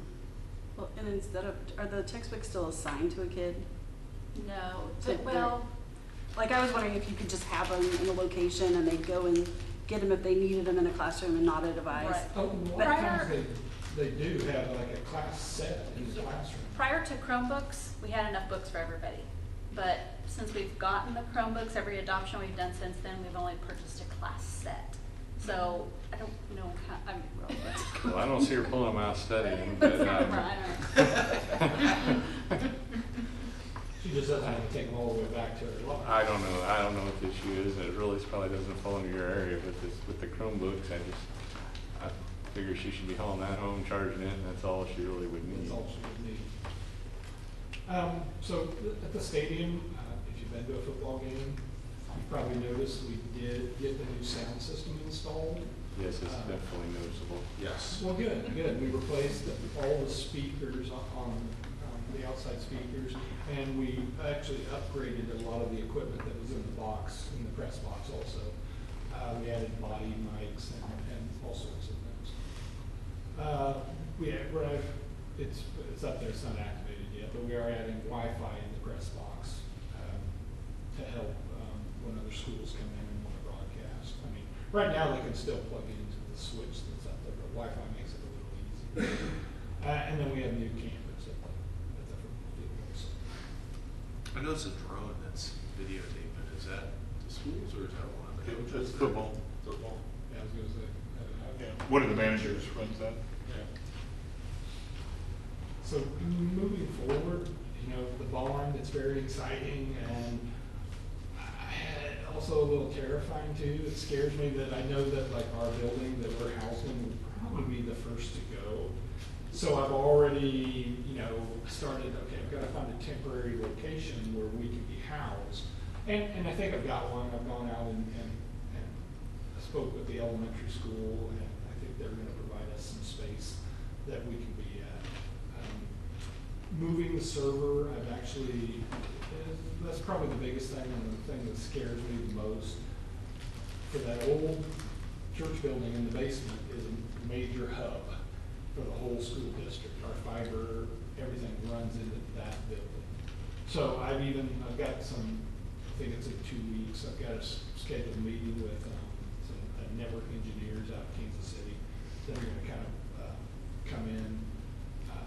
They're not charging me anything now, but they're going to come in and give us some advice on what I need to do to move that server. I think I'm looking at a permanent move of just moving it to the middle school. My main switch room at the middle school is really good size. It already has a dedicated climate control. I've got plenty of room. I'm looking at moving it there permanently, even though when we go to the West Campus, we'll just treat the West Campus, the high school, as offices for us, and we won't have to spend money to set up a dedicated server room there. I think in the long run, it'll actually save us money. Can DLR provide any help or advice or suggestion to us on any of that? I don't think Not so. yet, anyway. I wouldn't see that. But I just I'm trying to be preemptively prepared for those things. The discussion of technology location will be a topic, but we can come close to that. And then also, with building a new school, looking at new equipment and what other schools are putting in. Those are probably my main concerns that I'm working on moving forward.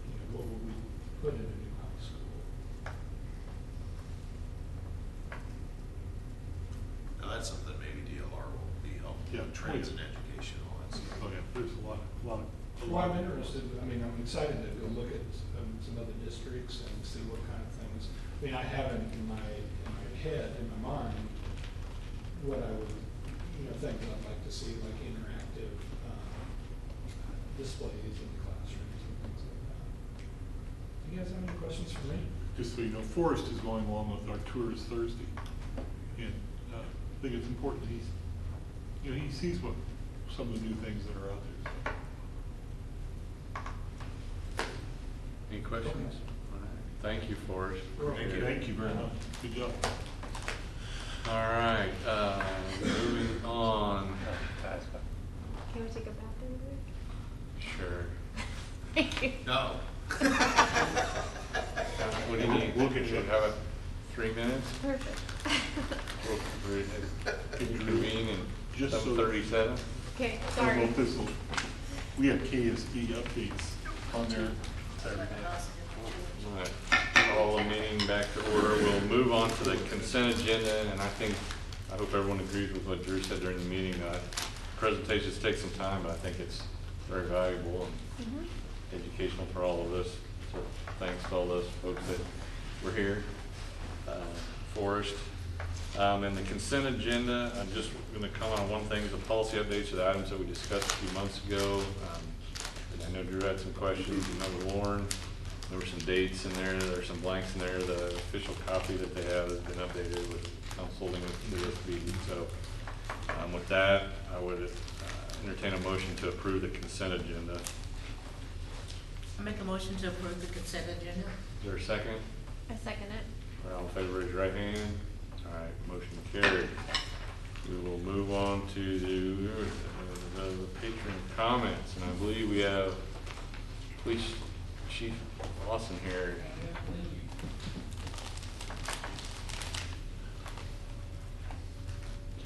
Hello, thanks for having me. I appreciate the audience. I brought some things with me here. If you all would not mind passing these down. Thank you very much. You'll see on some portion of that is what Tanya's handed out. There's a memorandum of understanding with the school that was generated back in 2017, and it was actually a partnership with the Leavenworth County County Attorney's Office, and it was with the school, and it was also with the Leavenworth County Sheriff. There's one loose and one stable. I apologize. And so anyway, and what that basically was, is it was kind of a memorandum of understanding with the police department, Leavenworth County Sheriff, and the County District Attorney's Office to do business a certain way within the high schools, as far as criminal charges, enforcing, different things in the schools, and kind of a 4 or 5 sided approach to how the police were going to partner with the school on that. So the memorandum really has, the significance of that is that what I'm here for tonight is to try to maybe propose an addendum to that memorandum, or whatever the board feels most comfortable with, as far as whether it be a new memorandum or addendum to that memorandum regarding traffic enforcement. If any of you have ever watched our Facebook page, we have what we call STEP, which is a state-sponsored program with the Kansas Department of Transportation, and it really focuses heavily on seat belts for students to wear seat belts, for parents to wear seat belts that are bringing their children to school. It's a DUI campaign, which really is really not conducive to some of our school enforcement, but there's certain points in time that we do more rigorous enforcement with DUIs and seat belts. So the subject came up, we had a recent STEP event come up, that we were actually, the state asked us to enforce seatbelt adherence near our middle schools and near our high schools. And that's for not only students, but teachers and parents. And really, it's kind of geared towards parents, because if parents aren't wearing their seatbelt when children are inside the car with them, it really creates bad habits with children when they grow up and they want to drive. So it's a really good program, the STEP program, that we're one of, just multiple municipalities around the state participate in it every year.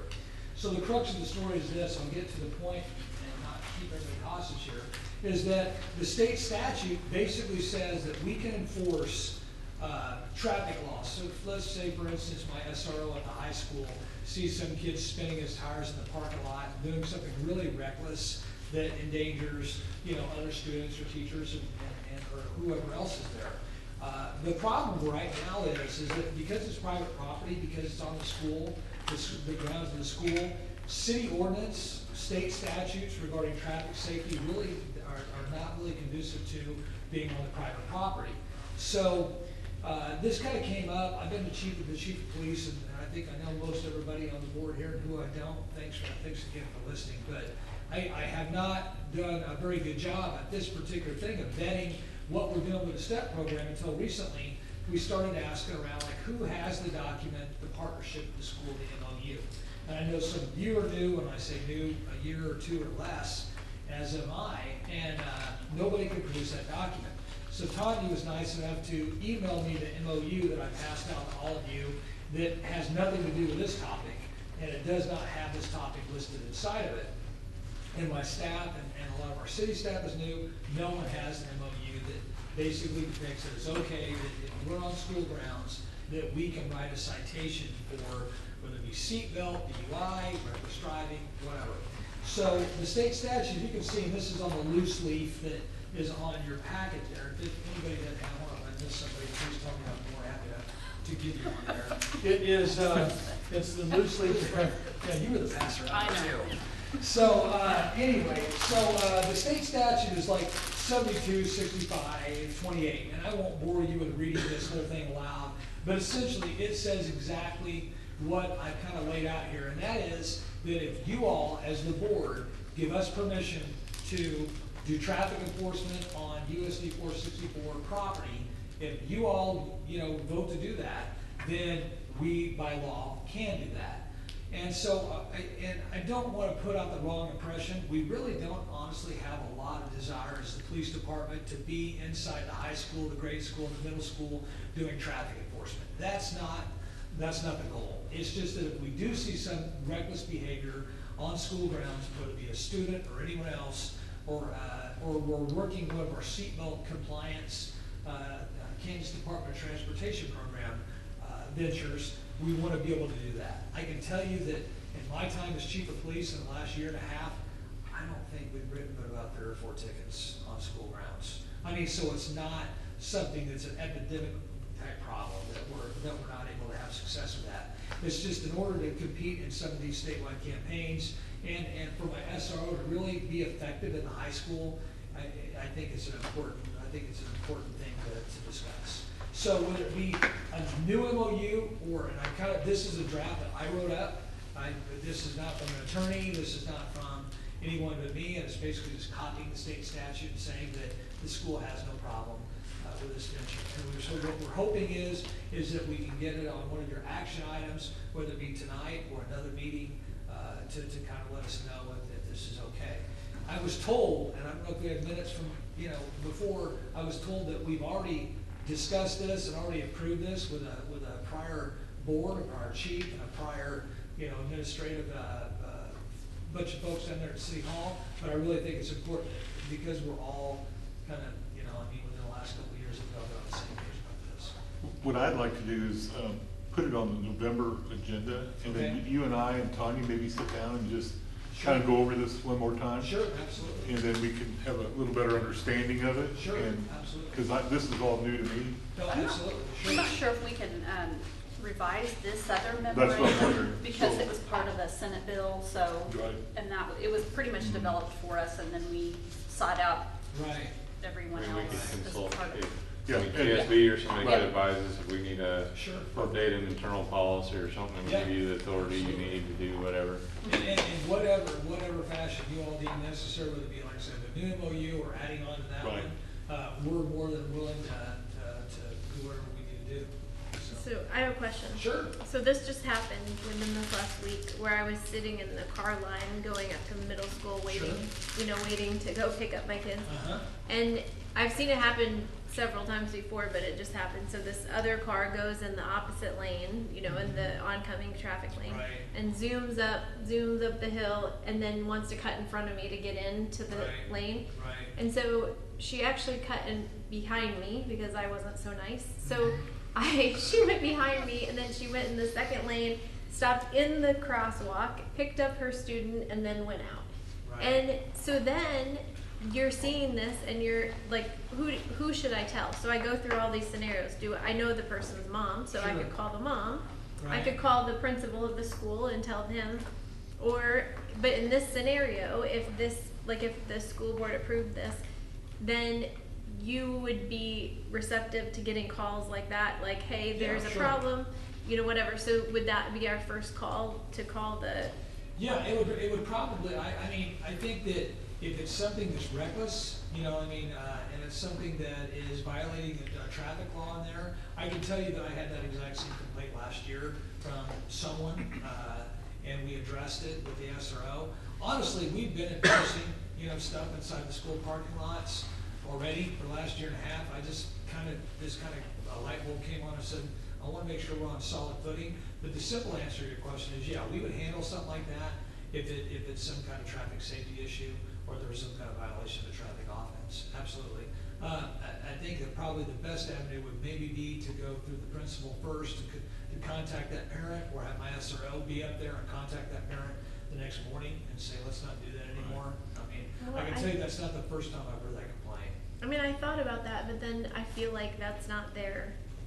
Until they catch that, I saw it, so it's Right. hearsay until whatever. Right. But if it's multiple people, it's We're- something you we'd can be watch more- for, The simple answer right? is yes, absolutely. We'd be more than happy to handle it. We have an SRO at the school. That's part of his duties, to not only be at the high school, but the middle school and grade school, and ensure everyone's safety there. So we'd have no problem looking at that and taking care of it and addressing it. Well, I think we're probably all, I'm kind of assuming we're probably all open to this, but we would need to read it and then get some advice from That's- administration. Absolutely. And we can commit, I would commit to put this on the agenda You for bet. November. And Sure, absolutely. I want you to give you all the time to read it and look at it. Yes, sir. One question, so, the traffic ordinances, are reckless driving and, Sure. you know, that kind of stuff. Does our signage, like, you know, if you go and you drive down the wrong way of a one-way street, it's a violation of some kind, right? You know, if we have arrows and that kind of stuff, if somebody drives in the wrong direction, is that a, like, you know, if it's not marked a certain way, but Yeah. people have been instructed, you know, and I don't know what's enforceable and what isn't, Right. that'd probably be helpful to know, okay, if we need additional signage, so that it can be enforced. Right. A couple things that have happened at the high school to kind of maybe enlighten some of you on this issue is you're right. There's like on a one-way, you know, one-way traffic during this lane or that lane or the other. What happens is our SRO, Mr. Farrar is really good, like at the high school. We're telling him, hey, this kid or this parent is consistently having problems with this person doing this. But the SRO will want to tell them, hey, don't do that anymore, because we're looking more at compliance. We're not looking at creating revenue or, you know, writing tickets or causing anybody to grief. We're looking at compliance, and which ultimately the compliance side is safety. So what we want to do is tell that person, whether it be, you know, I mean, student or teacher, or teachers we have never a problem. But I mean, whether it be parents or students. Only on the last day of school. Yes, right. Yeah, exactly. Hair and tires on fire as they leave. But you know, I mean, we're just looking for compliance. So yeah, you really want to have if we're going to enforce something, we want to make sure that it's marked with adequate signage and people are properly educated about, you know, what the rules of the road are on that particular surface. So, anything else? Thank you for patience with us tonight. Oh, no, Had it's some all time to good. get through this, and No, it's all good. I've sat in many of the city council meetings. This has been easy. well, we'll have them get back with you and try to All get right, this on. thank the you very November much. meeting. We'll see you later. Thank you. All right, I don't think there's any other patron comments. Item 4, superintendent report. Yeah, very quickly, on my report, a lot of these things I've been talking about over the last couple of weeks. I did have an opportunity to meet with Jim Bothwell Friday for about an hour and a half, and that really helps clear some of these up and help with my planning.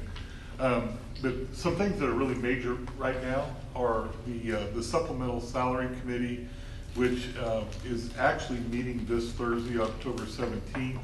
And I need to visit with Gail about that just a little bit more sometime tomorrow. I'll come over tomorrow and visit with you. But we're pleased to get this started. This is, you know, one of the things that we talked about. I think Brent Smith and one of the other administrators, they can't remember the last time it was reviewed. You know, it's been a long time coming to take a look at this salary. It's going to be a long process. The staffing discussion you heard tonight, you heard a lot of the same things that we have briefly talked about in Friday reports being discussed tonight to kind of back that up, and I was really pleased how that all turned out. That was very informational. Did talk to Mr. Bothwell about my evaluation process, and that's something that he will talk to all of you about. I think we set a goal for December, you know, to get this completed. And so that's another thing. The Veterans Day program is, just wanted you to know it's established for Friday, November 8th. The program starts at 1 o'clock, but we're asking the veterans to be in the Chieftain Room sometime around noon to 12:15. But I am getting a lot of help out this year because more people understand what the program is. So the Women's Auxiliary is chipped in, and I've been in contact with them. The veterans themselves know a little bit more about what's going on. We are doing it on a Friday because the veterans are really involved in that Leavenworth parade on the Monday, the Veterans Day. So that's the reason for that. The quilt people are all on board. I mean, it's just been a great program for us. Lori and I, and even Tanya is involved a little bit in this, but we meet with Greenbush in the next 2 weeks. We're continuing to do capital outlay review and just looking at our capital outlay improvement plan. One of the things I will tell you with the bond passing, it changed a lot of the work that Tanya did 2 years ago, you know, with setting up the capital improvement plan. And I've talked to Drew and others about now we need to start looking at a whole lot of other avenues, combining a capital outlay plan with a strategic plan, because it all changes. You know, what are things gonna look like down the road, 3 years from now, 4 years from now, or even 20 years from now? And so we understand that. We heard that through a lot of our bond committee meetings with the local constituents. We heard it loud and clear. So the strategic planning thing I'm talking about is, once again, I think Ann and Tanya, Bill, I don't know who else was all involved in that, but you guys did a 10-year strategic plan. And once again, this needs to be readdressed as we move forward. Maybe not right away. We have so many things going on right now, but this is something that we haven't forgotten about. And so I just wanted you to all know that. Other projects that I'm working on, some of these will be in executive session tonight, and others are on the docket tonight for the board agenda, but those are just things that are pretty high on my priority list at this point, those 6 at the bottom. Yeah, I would just say for Lauren, I mean, those of you that weren't at the negotiations, the supplemental salary was kind of an issue that came up during that process with the teachers to discuss, so that's kind of where that evolved from, and yeah, I'll get something out on the evaluation process. All right, any questions for Lauren? Now we'll move on to Tanya's report. All right, mine's pretty short and sweet. I do have the information from the September 20th count, and there are different ways that KSDE counts our students for funding purposes. So we have a head count, which is the actual physical counting of heads. We had 1,965, and that's up 20 from last year. Our FTE is the full-time equivalency, and you see I've put the definition of those down there. So any student who attends half-time, like a preschooler, would be counted as a 0.5 or a half a student. So that is up 6.5 FTE from last year at 1941. And then we have an adjusted FTE, which is a 3-year average, so that your funding isn't drastically impacted year to year. That excludes 4-year-old at risk, any virtual and CAM students, and we don't have a virtual program, and we do not have any students attending CAMS. CAMS is that Kansas Academy of Math and Science that's at Fort Hays University. So the adjusted FTE was 1980.8, so that's up 13 from last year. Any questions on how we count? Is that 2017 or 2018 for that adjustment? Oh, sorry, that should be 2018, I'm sorry. Okay. Did not get that changed. Yes, those are numbers from last year. So which number, if you look up, within 4A, the schools, what our number is, which of these numbers goes in that? They don't. Oh. No, that's all, they just use head count. Definitely. CASHA is different. They, like if they're using classification for football, they use 9th, 10th, and 11th grade head count only. They don't do any of the part-time students or anything like that, or so it's full-time, that count is full-time it's students full-time, only, 9 through yes, 12. yes, and they don't do any of the weightings or anything like that. It is just head count on September 20th. And then for classification, like this year for basketball, volleyball, track, they take 9 through 12. Okay. And they So add those up. what of the 20 kids are they, if you don't know, it's fine, I'm Yeah, just no, curious. we do. A If lot of they- those kids were from A our lot of them were preschool. preschool. Oh, they're younger. Yeah. Okay. Yes. I was just curious because in the 4A school district, we're, Toward the top. yeah. But there's quite a gap between 4A and 5A. If you look at that, there's a pretty sizable gap between the bottom of 5A and us. It starts at like 720. Yeah, it's pretty high, yeah. And we're at 6. Well, classification, I believe it's just 9 through 11, correct? For football. Football. But this year for basketball, they use 9 all through 12. 9 through 12. Okay. For 2-year Everyone has road. a different count. So when someone asks me what our count is, I always pause because which count do you mean? Yeah, Like, do you want me to that. tell you head count, or do you want me to tell you our students that we count that go to Baser schools, or do you want me to remove the Baser kids that come here? And then Okay. it's So would we- confusing. Sorry, so we have like 24 or 28 in the preschool, so it would be. 0.5. Well, Unless Are those all and at that's 0.5? another, we have 27 in the preschool, but there are 2 of those students who also have IEPs, so they cannot count for that 0.5 preschool funding, they have to count in the waiting for special ed. This is algebra to get to this I know. answer. No, it's Well, I guess complicated. I was out here. If we didn't have the preschool, would we show a decline in numbers? Yes. or flat. Yeah, A little. it would really be, it would. We be like that. graduated a lot more seniors than we had kindergartners. Oh, okay. And some, we have To give some you that. pockets of really Yeah. big classes and some are small. Like Right. we had a fluke third grade that is really small and sixth and eighth grade are huge. So it's just, it depends on the year. Freshman went up this year too, or Yeah. something, didn't it? Yes. Yeah. Mhm. Yep, and then, after the September 20th count numbers, I have for you what we're doing on professional development this time. We have lots of different things going on. Elementary is really focusing on reading and phonics training. We're bringing in a KSDE consultant. She is fabulous. I've met with her. She's gonna bring some good stuff in. They're gonna talk about Brave Support Period. They have phonics committee work that they're doing. Middle school is doing curriculum work. They also have some goal setting, and then STEM Scopes was our new science material last year. They're coming back for a follow-up training for our middle school folks. And then the high school, most of us with the high school will be going to visit Olathe West and Lansing to, not really to see construction of their buildings, but to see more of the curricular piece of it, how they do school and how that affects teachers and students. So looking at that aspect of it, and then the rest of the staff here will be doing curriculum work. And then I put our schedule for this week. This is a very crazy week, so we have some days with conferences and work days and professional development, and we're closed on Friday, so that's what we've got going on. All right, thank you. Any other questions or anything for Tanya? If not, we'll move on to the action items. The first item on our list, 5.1, approval of KSD Safe and Secure Schools State Aid Grant. Who wants to provide us kind of overview of this? That's the grant that I wrote. Forrest had referred to several things in his presentation about cameras, putting the elementary and the middle school on the same camera system. Also purchasing the cameras for the field house out at the track and field house area. Also updating the middle school cameras that they pulled the wire for last year. So that was part of that grant that we applied for the Safe and Secure Schools. It's a matching grant. So we pay $29,000 and change. We received $29,000 and change, put it together, and that's how we were able to afford all those cameras and security upgrades. All right, any questions?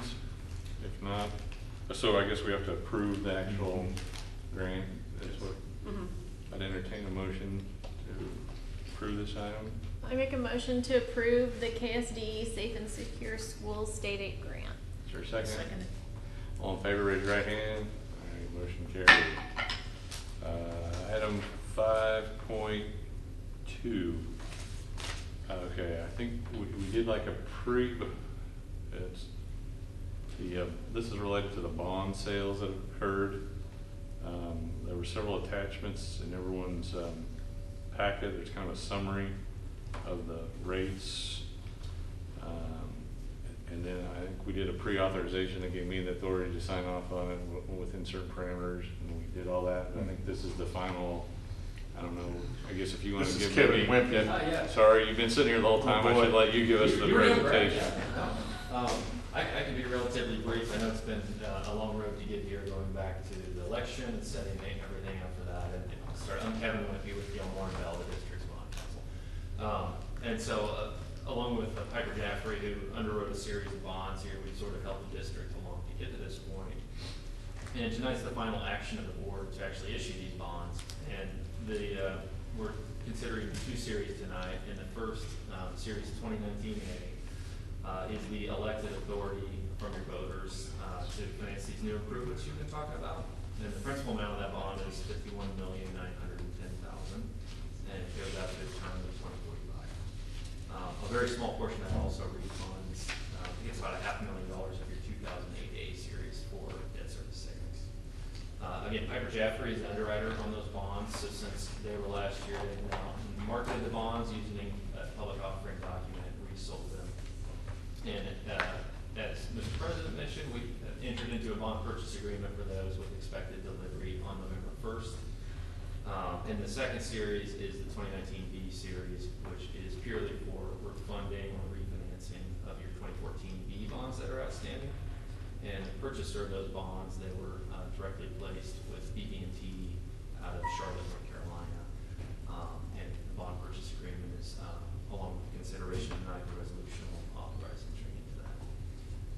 So again, two separate motions, two separate resolutions for the A series and the B series.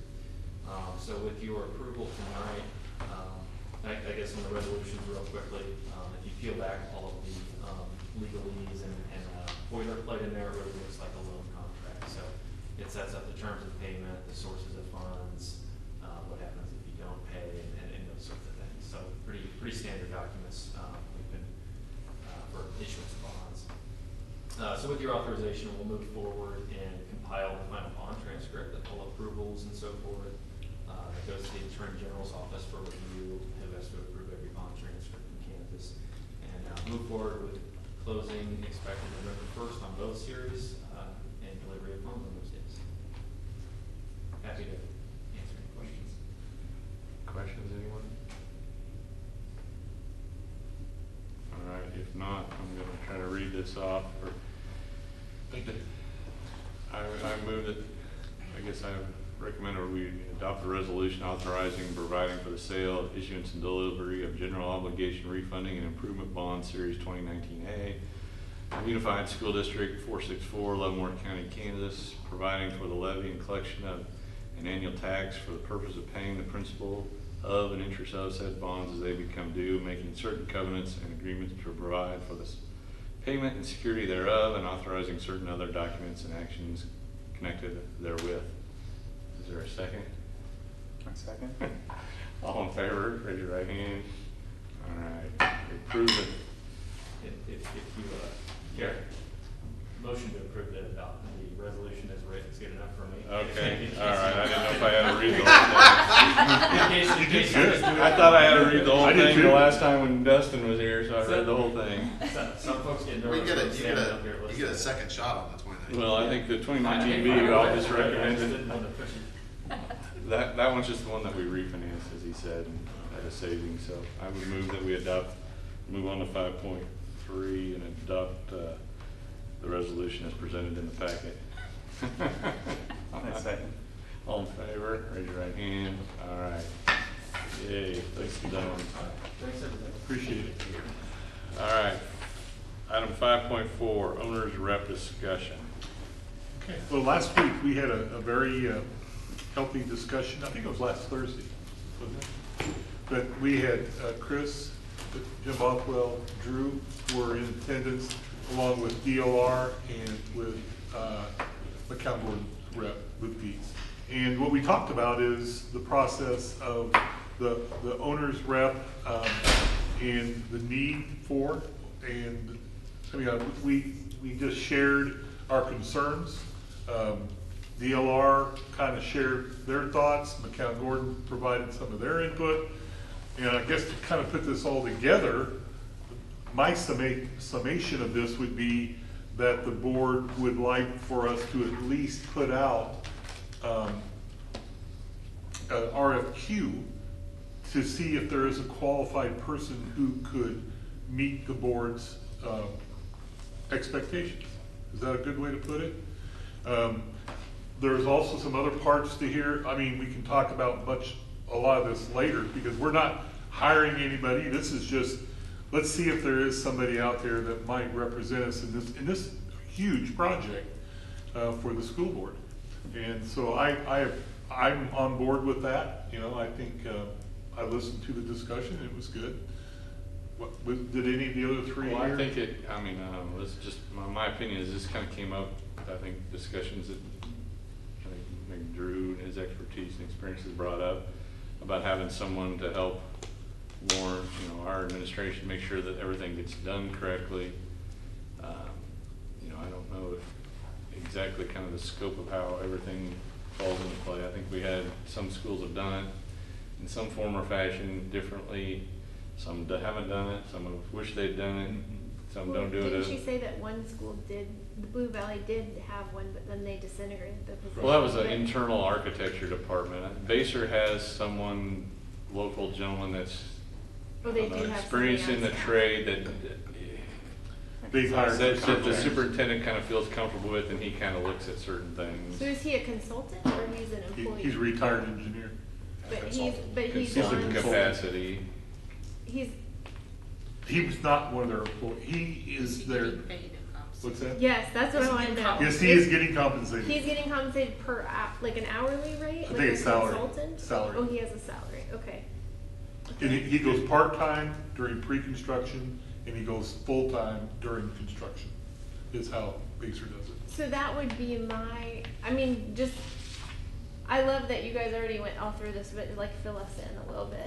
Like is that, I mean, is this what we're hoping in the RFQ? Would we see the job description? Yes, or okay, so Luke Dietz sent us 2 examples of RFQs. And one of them is less complicated than the other, and we would need to meet and build our RFQ, you know, on what our expectations are, because we certainly have not done that yet. So this is an action item on here, correct? Wait. It is an action item. I mean, I guess we'd be authorizing Lauren to issue an RFQ. I mean, I think the discussion, I mean, jump in and correct me if I'm wrong, if we don't find the right person, we proceed.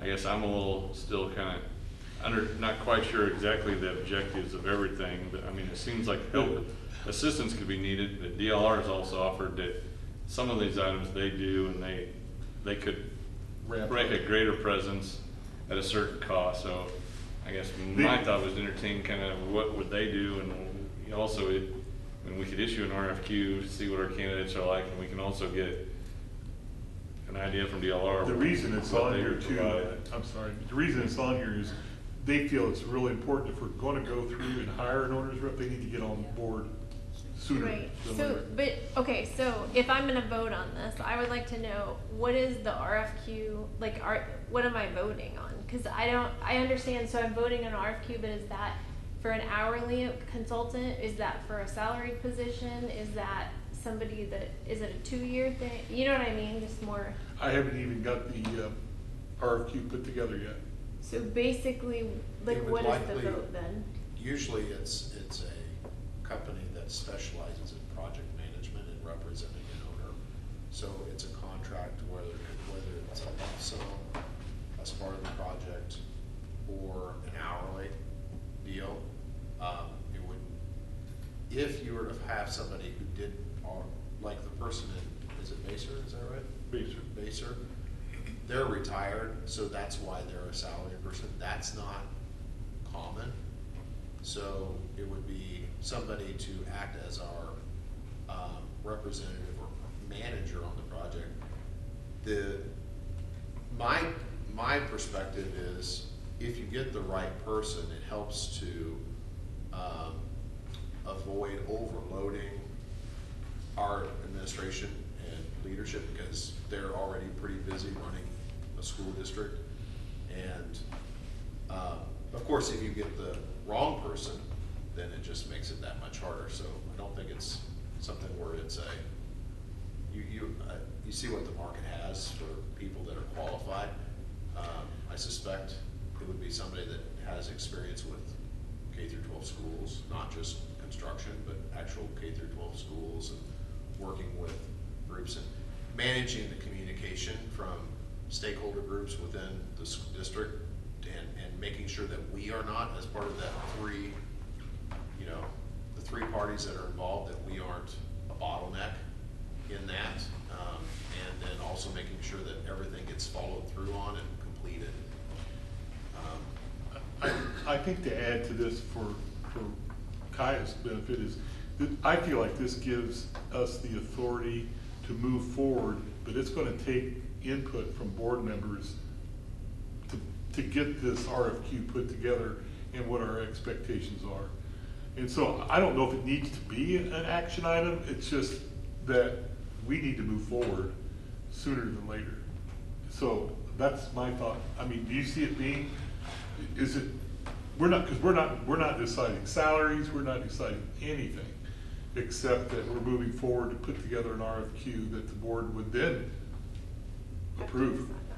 Okay. I mean, I think we should probably have some sort of understanding of what we're looking for if we're going to define this. I mean, from what I understand and listening to Drew, is it's more project management than technical expertise. We have a contractor, we have an architect, I mean, I guess we're trying to have an extra independent person there that adheres with the wants, the needs are, and all the different proposals, and making sure, I mean, it moves forward efficiently and there's follow-up and everything gets done. I don't know. So what I was trying to figure out coming into the meeting, knowing that, or it's an action item in my world because it's on here as an action item. So, I mean, I'm trying to talk to people and figure out like what are the options. Like if I, I spoke to a person or to an individual professional that works in that world, right? So what do you see? Do you see?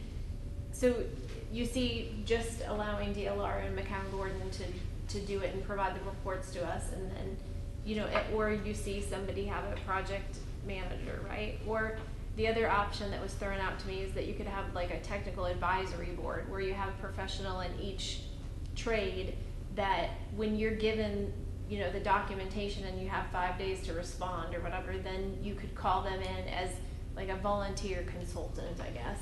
So I don't know. I mean, I just didn't understand what we were voting on, but it sounds to me like right now we're just voting on the option to go research and see if there's somebody out there that would fill this position well, right? Right. That's how I see it. Meet the qualifications. Okay. And I'm gonna need help from the board Okay. to put that together. Well, I guess I would like to, if we're doing this simultaneous, I don't know if this makes sense or not, you tell.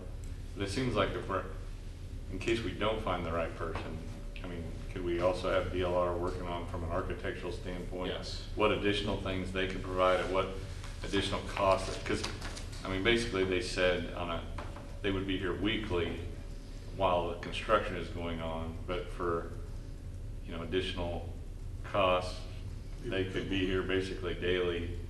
Or every other day. Or, we could iron out how often, frequency and amount of time and additional reporting that they would provide to help keep things moving along. I don't know. So that's another option. But I guess I would, it's kind of a broad action item, but I guess I would probably like to have both of them going simultaneously, I don't know. Yeah, I don't see why you wouldn't do that, because it puts it on parallel paths as a contingency plan. Options. Yeah. That's how I see it. Are you comfortable?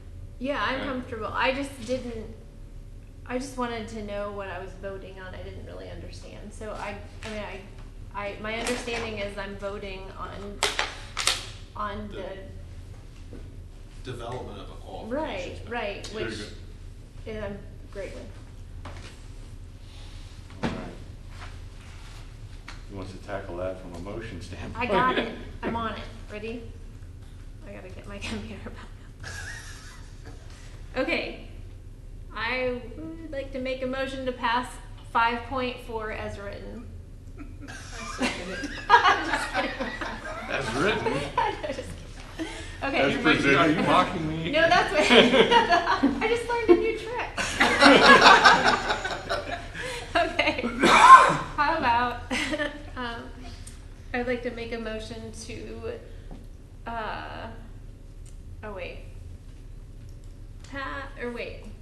now I can't Make a motion to, I would like to make a motion. There, you do it.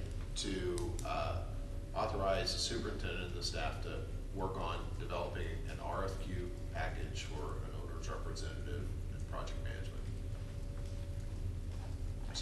And then do we need anything DLR, their input, is that all part of that? It's all part of that. Okay. That's all second it. All I need. All in favor, raise your right hand. All right, that motion's carried. All right, let's do the discussion first.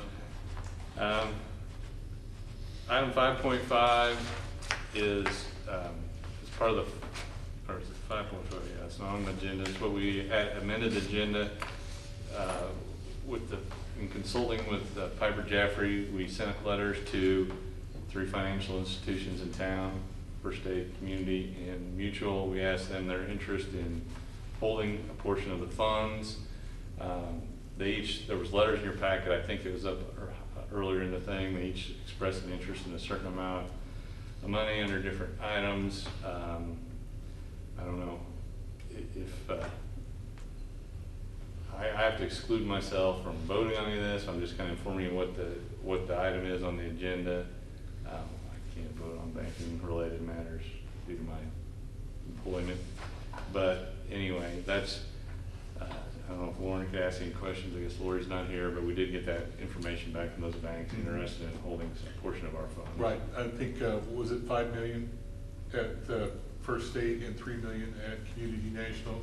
And we did call Mutual, but I don't think they. I never heard. We never heard about it. We didn't get a response. That would probably be the question, but we did hear back in a timely manner from both the other banking institutions. And so I think that's good practice to keep it local, and those would be our drawdown amounts from those two banking institutions.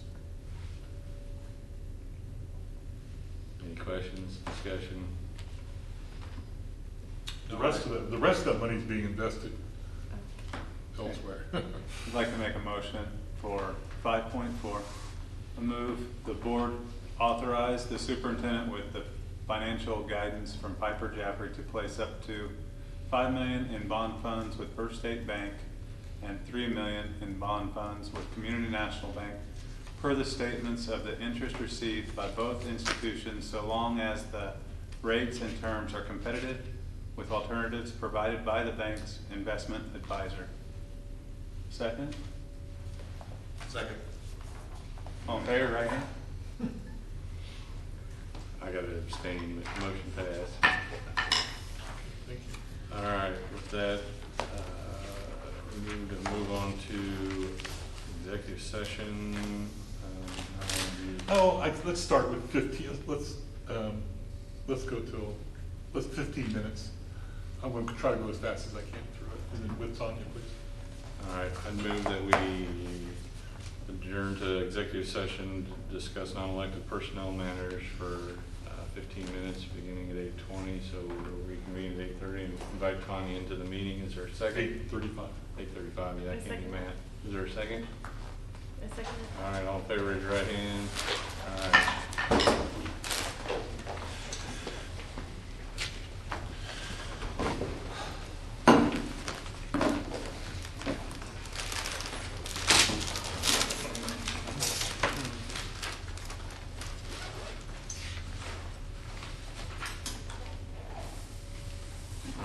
Call the meeting back to order. I'm not aware of any action items out of executive session.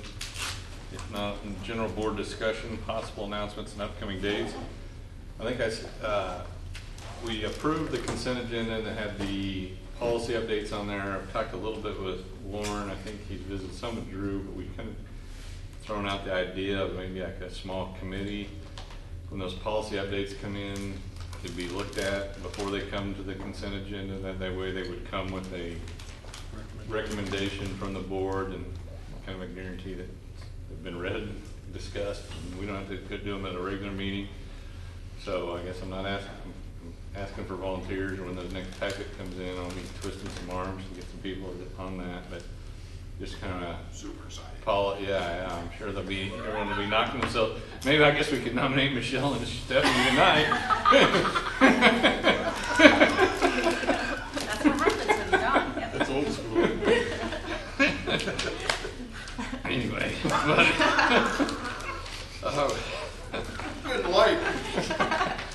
anyway, well, any other? I don't know of any other. The only other thing I have is you are all very much invited to the Veterans Day program on the 8th, and hopefully you'll be there as a attendee, but I know you have to work, so. Yeah. But yeah, you're certainly invited. It's going to be in the high school gym with all the high school students, and that's how the veterans wanted it. They wanted it to be a teaching moment, not about them so much, which it is, but they wanted to share that with the whole high school staff. I think that's pretty impressive. It was very good last year. If you didn't get a chance to go, I'd recommend The music try to is- go. It's Can good. you know how they, like Facebook Live, but they, whatever, can they videotape it and Well, I live think- stream it? Yeah, Oh, live. there's the guy right over there. We'll talk to Forrest. I don't know. I mean, that might be. Put it on our because YouTube. you- Yeah, think of Yeah. Stream it like we do graduation. I think that'd be a great idea. Yeah.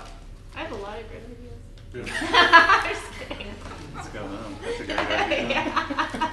Boom, we're waiting. All right, any other items?